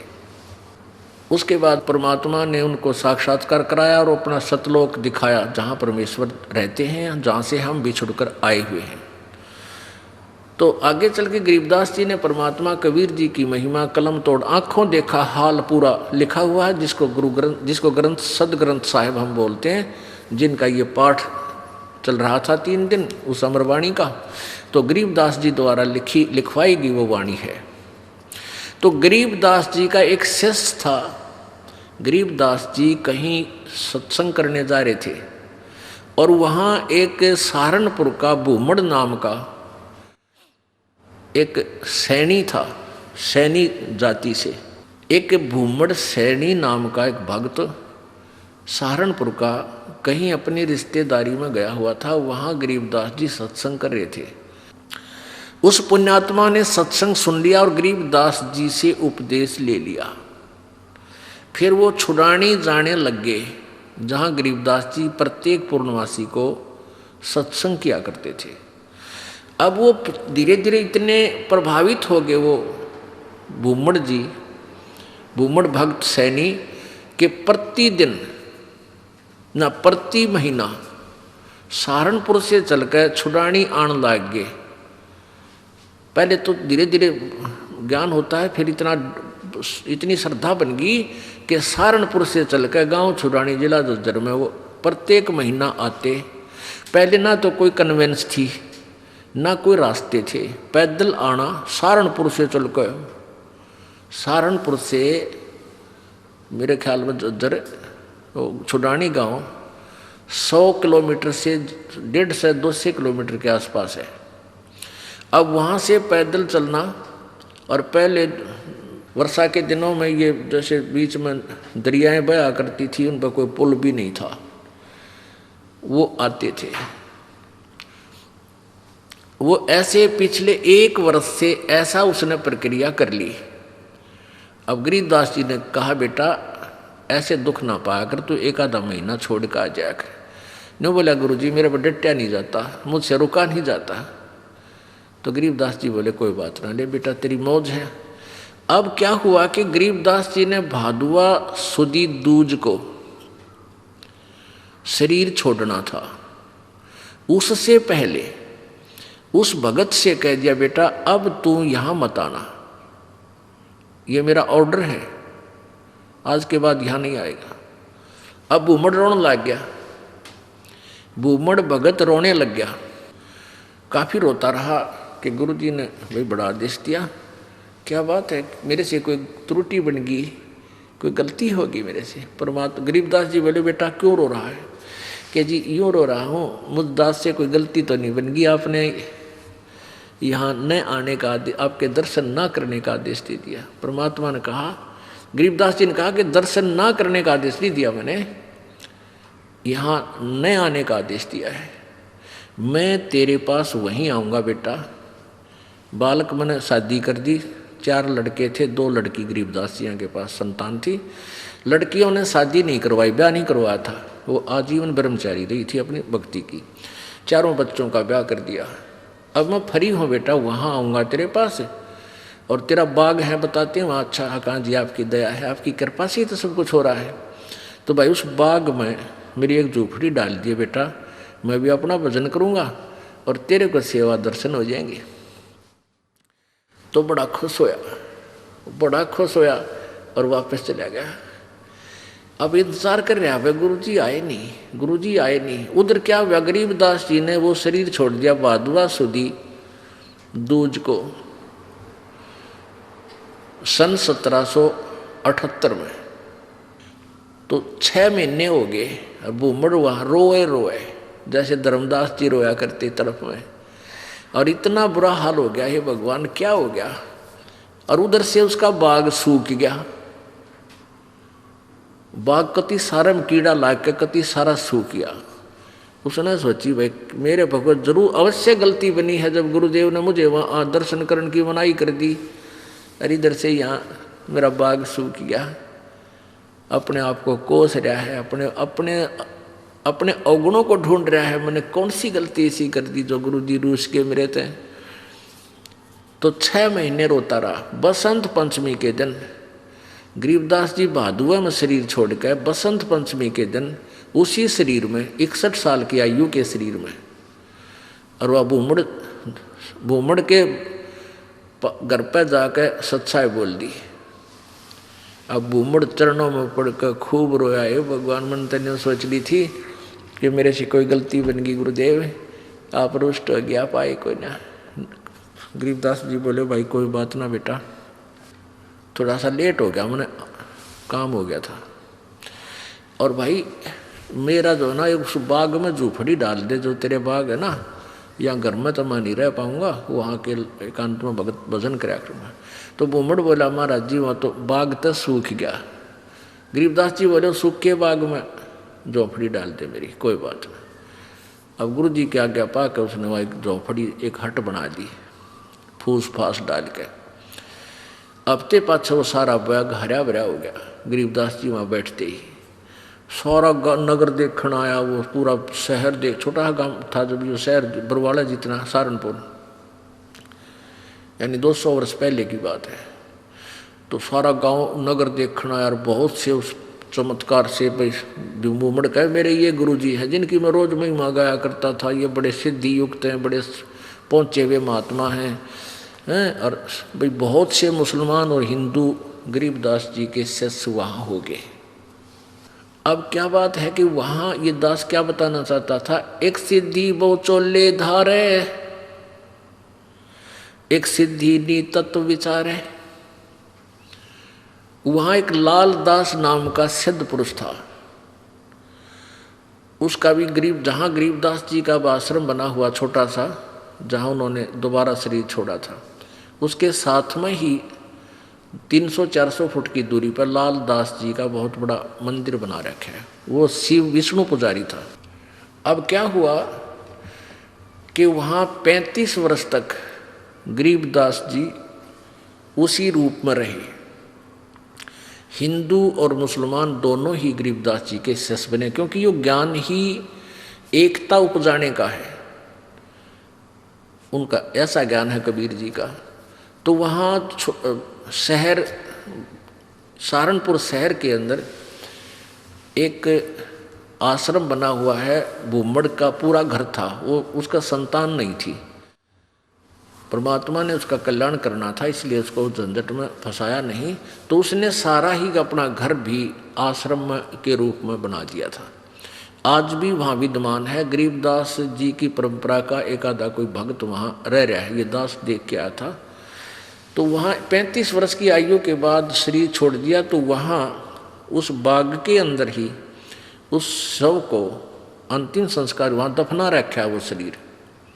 तो अब क्या हुआ, जब शरीर छोड़ दिया गरीबदास जी ने, यानी शरीर त्याग दिया वहाँ पे, तो वहाँ काफ़ी भक्त शेष हो गए थे। तो उन्होंने सोचा भी छुड़ानी वाले जो इनके वंशज हैं, गरीबदास जी के बच्चे हैं, संतान है, उनसे पता करके आओ कि महाराज जी के शरीर को यहाँ लावा या वहीं अंतिम संस्कार कर दे।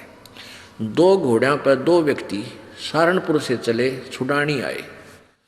तो उनसे कहा कि भाई ऐसे ऐसे गुरुजी ने शरीर त्याग दिया है, महाराज गरीबदास जी ने, यानी आपके दादा ने, दादा ने, पिताजी ने, जैसे भी उनके नेक थे, तो सहारनपुर में, और आप बताओ क्या करना है। उनको यहाँ कहो तो यहाँ लाएं कोई बैलगाड़ी में डाल के, और या ये कहो कि वहीं अंतिम संस्कार कर दें, तो वो आप साथ चलो हमारे, उनका अंतिम संस्कार कर देते हैं।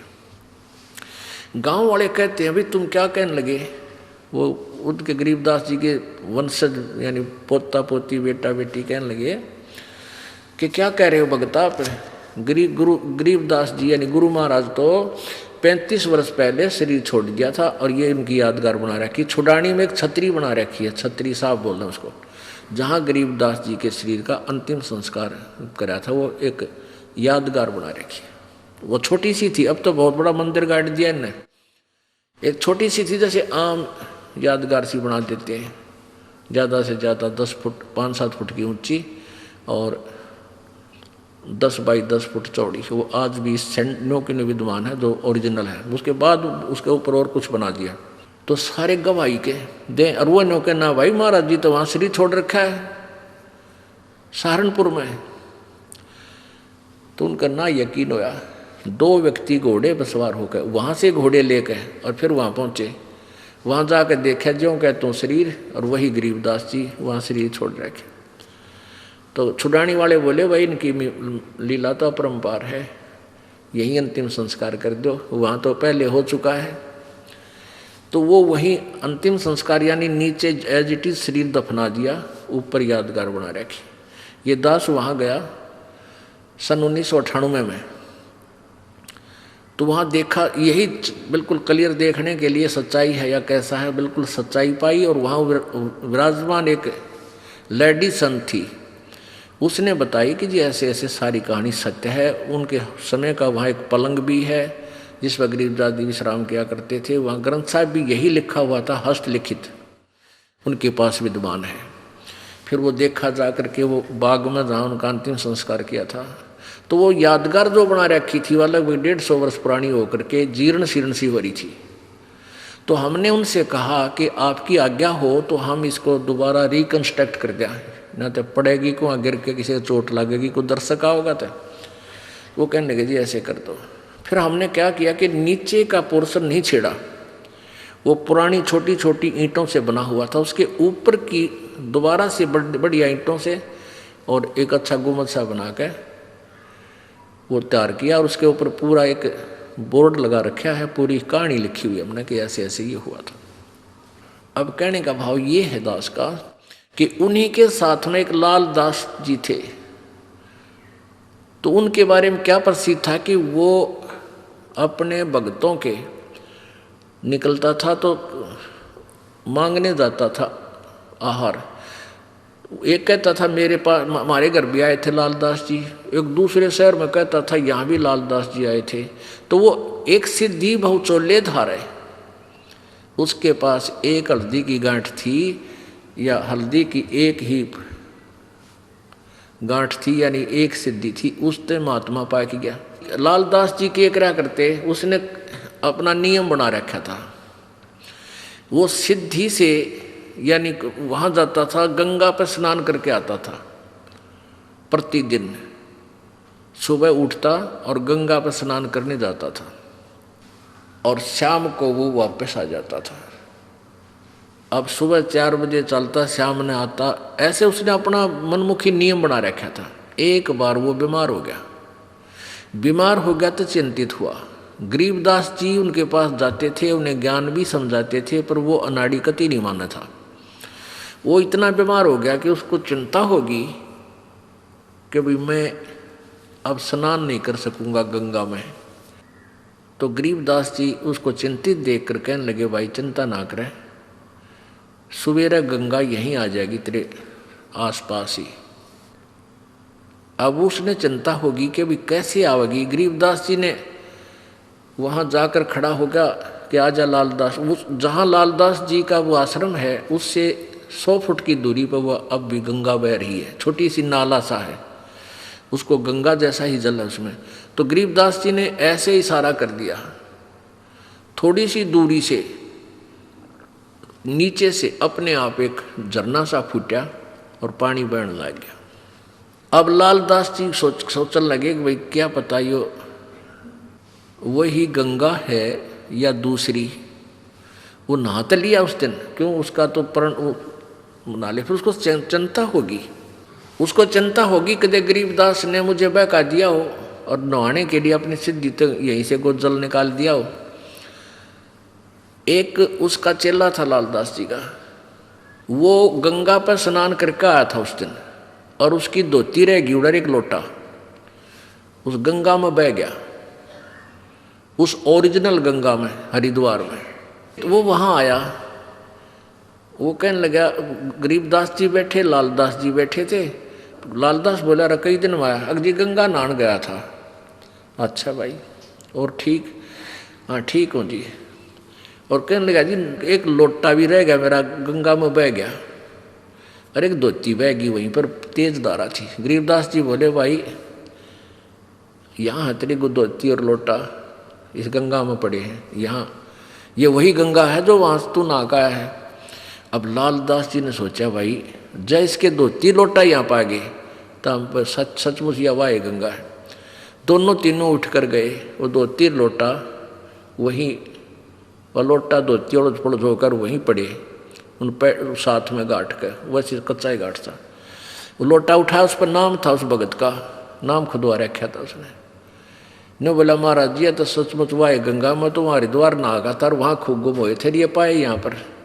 तब उस लालदास का पेटा भरा, इतना उसकी मृत्यु का निकट आ गया। मालिक की वाणी उसने संभाली कोई ना। तो पुण्यात्माओं, इस तरह हम कहाँ विचलित थे। और संत सब कूप है, केत्य सरिता नीरी, दादू अगम अपारे है, ये दरिया सत्य कबीरी। ईश्वरीय शक्ति से युक्त बहुत से संत आपको मिलेंगे। अब जैसे कुछ तो कुआ टाइप समझ लो, कुआ इतना ही काम कर सके, आपके पीने का काम चला दे, पानी का पीने का नथिंग, और फिर इसके उससे ज़्यादा नहीं। और एक जरीता नीर, और संत सब कूप हैं, केते जरीता नीर, दादू अगम अपार है, ये दरिया सत्य कबीर। और दूसरे जरीता नीर, जरीता माने झरने से निकला हुआ छोटा मोटा नाला। और कबीर परमात्मा को दरिया समझो कि दरिया में नदी से कितना इतना पानी प्रयोग, जल प्रयोग करो, चाहे नहर भी निकाल लो और पशु भी नहा धो लो, उसमें सिंचाई भी कर लो, तो भी जल अंत नहीं होता।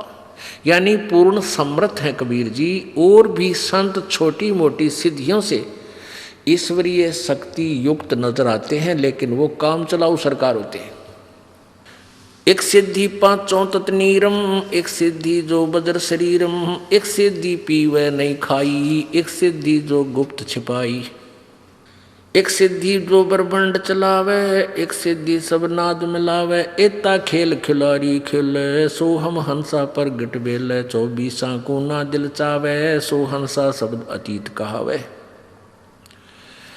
अब भक्त के लक्षण बताते हैं कि इन 24 को भी कोई भक्त इच्छा नहीं करेगा, वो भक्त है, वो शब्द अतीत है, वो परमात्मा का प्यारा है, वो मोक्ष प्राप्त करेगा, इन सिद्धियों में कभी भी नहीं उलझे। प्रसिद्धि पूर्ण पटरानी, सतलोक की कहूँ निशानी।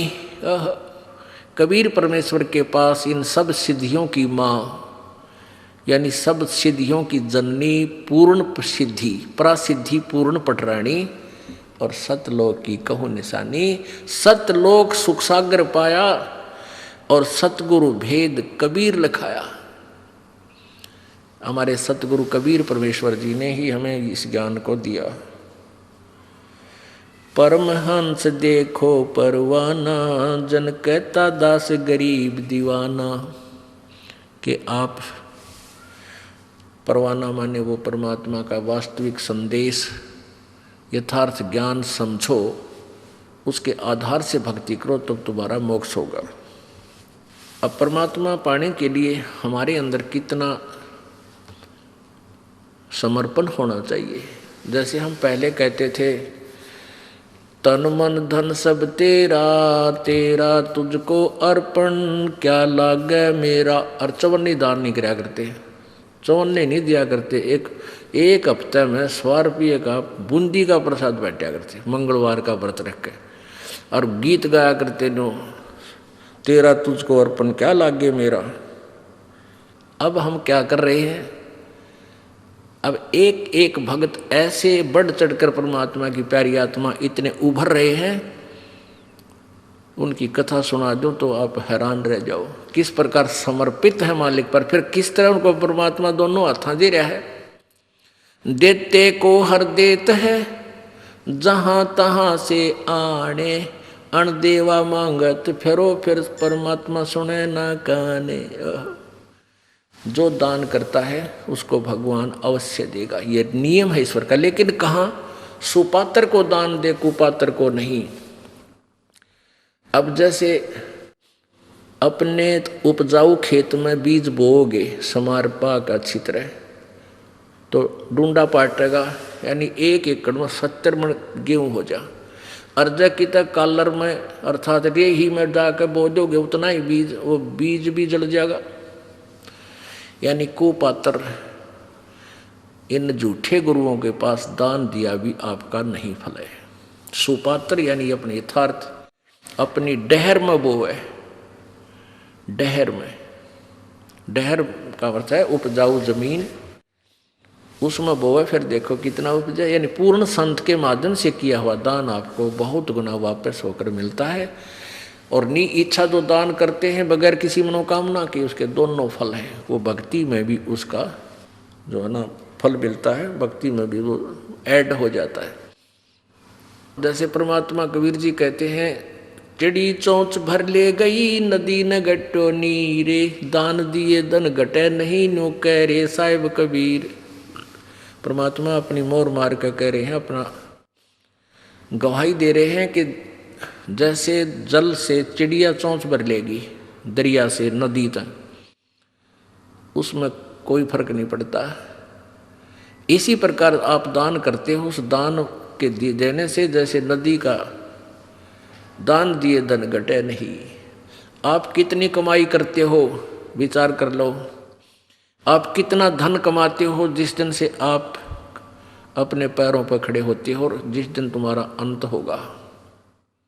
और फिर उसकी रेसों में कितना दान करते हो, जैसे दरिया में तो एक चोंच चढ़ी लेगी हो, इतना ही दान आप कर पाते हो। बाकी सारा या काल व्यवस्था में ही लगा जाते हो, लग ही जाता है।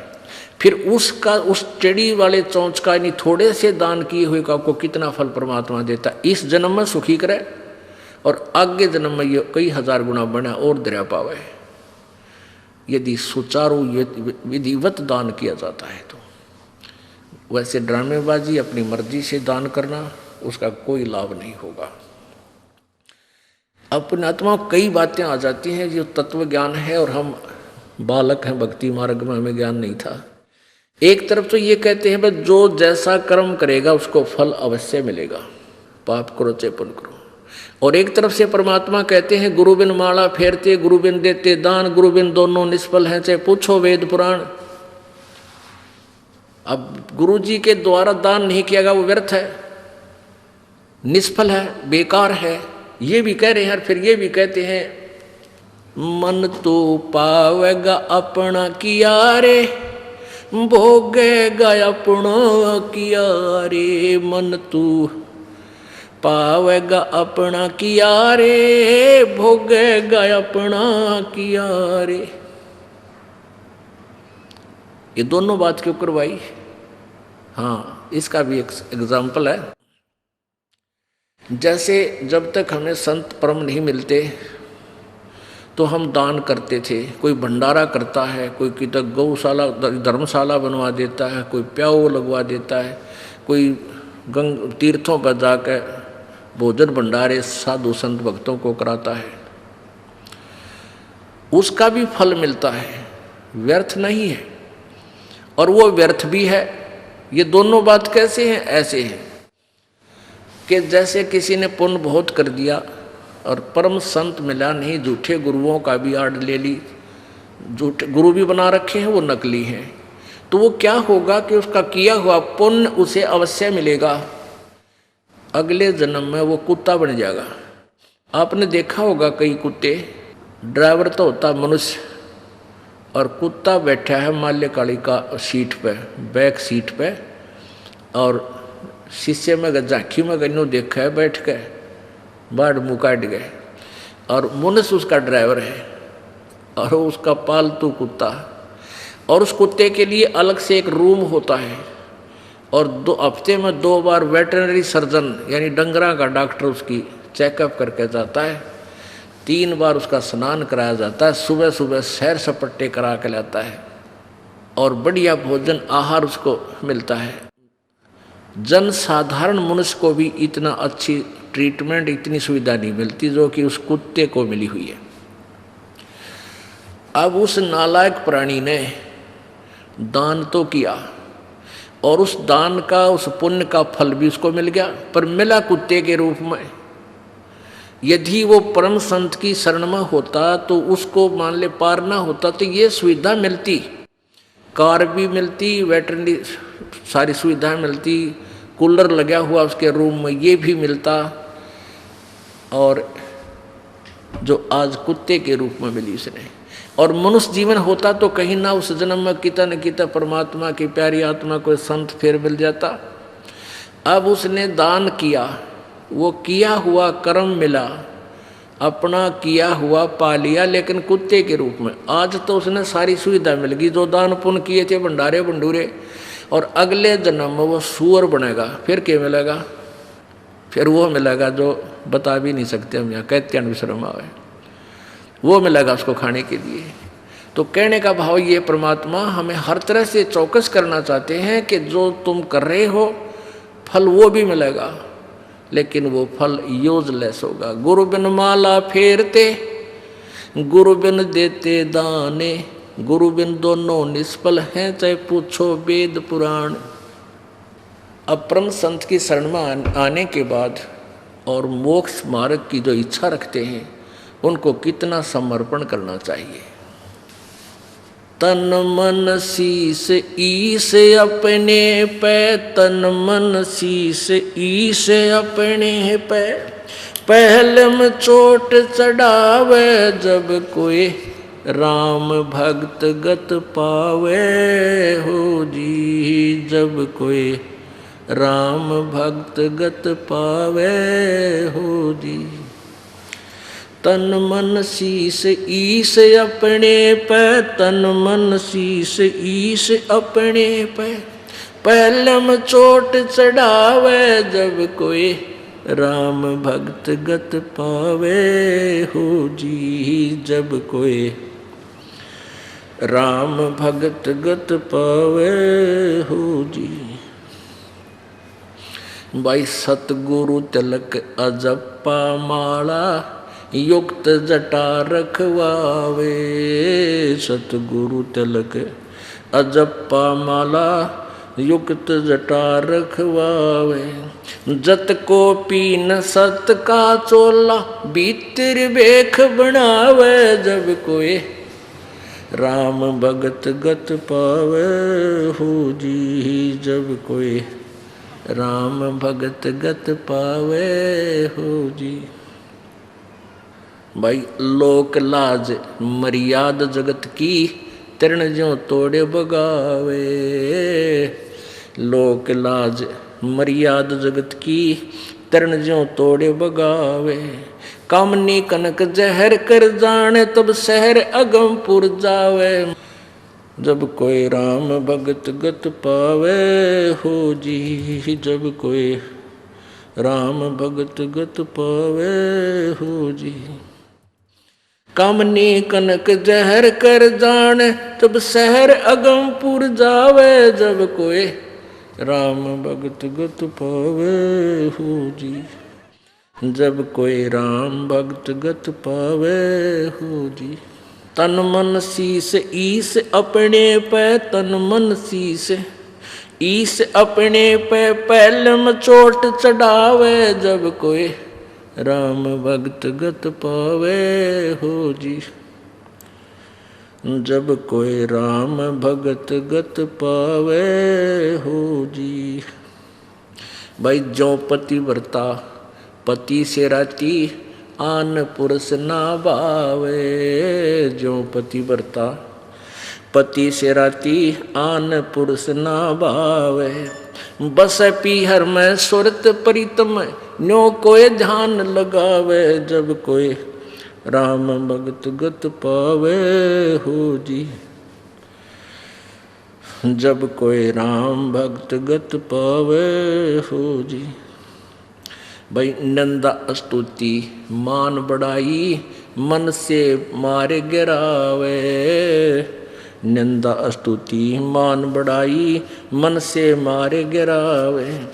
अष्ट सिद्धि की अटक न माने वो आगे कदम बढ़ावे। जब कोई राम भक्त गत पावे हो जी।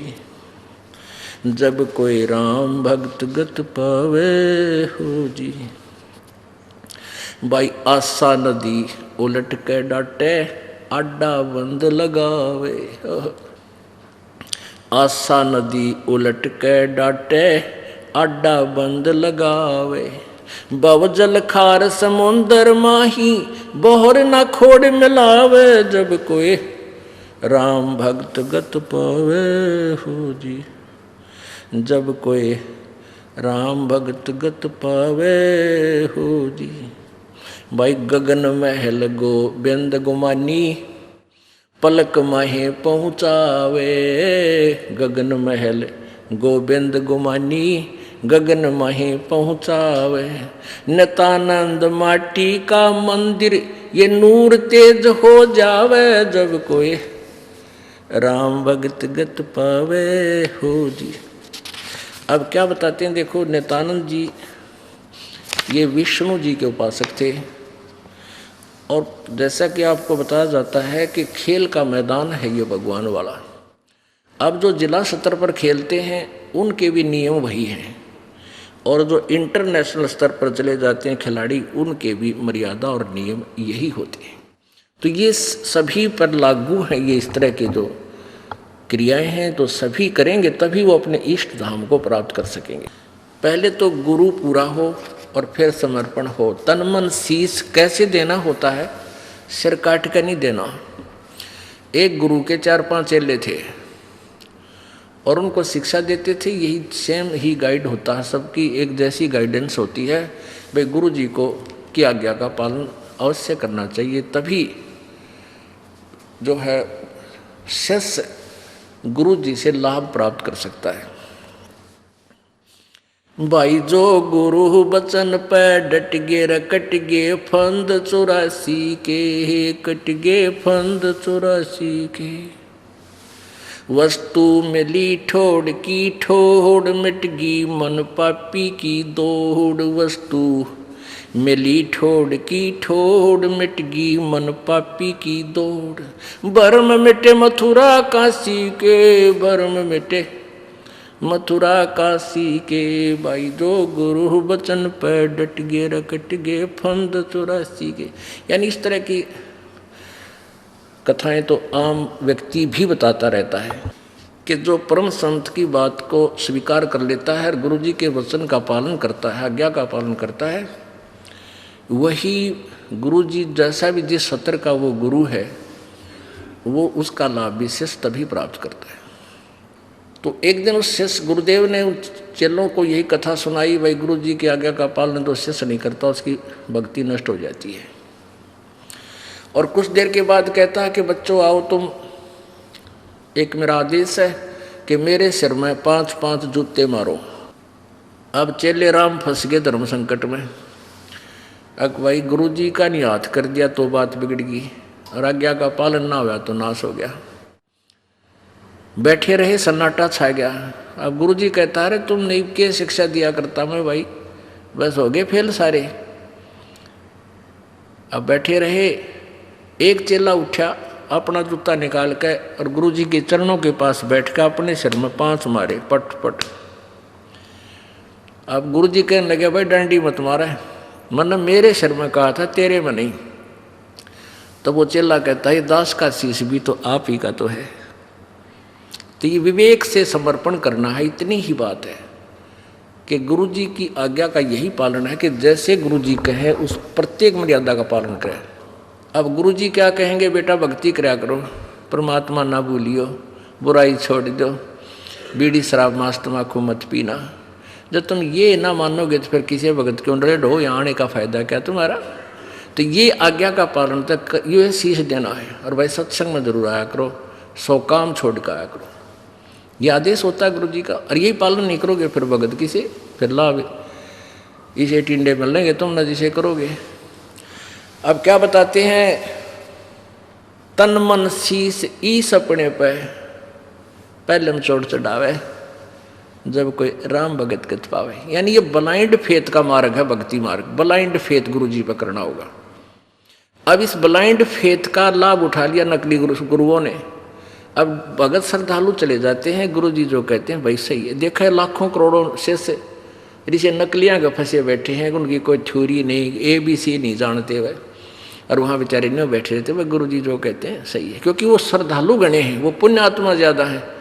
और वो नकलियाँ उनका सूत बैठ गया, लाभ मिल गया। वो कि मैं अटपट मारे जाओ, गुरु बच्चे नो शर लाते रहते। हाँ बहुत ठीक बताई, लेकिन इस तत्व ज्ञान को समझ कर फिर समर्पण करें।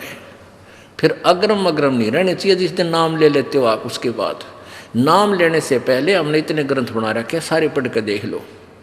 बना तो भगवान ने रखे थे, हमने तो उनको सरलार्थ करके सिंपल वे से समझा के एक पुस्तक बना रखी है। पहले पूरी अपना सारा संशय दूर करके फिर नाम लेना चाहिए, फिर समर्पण करें जब आपके बात समझ में आ जाता है।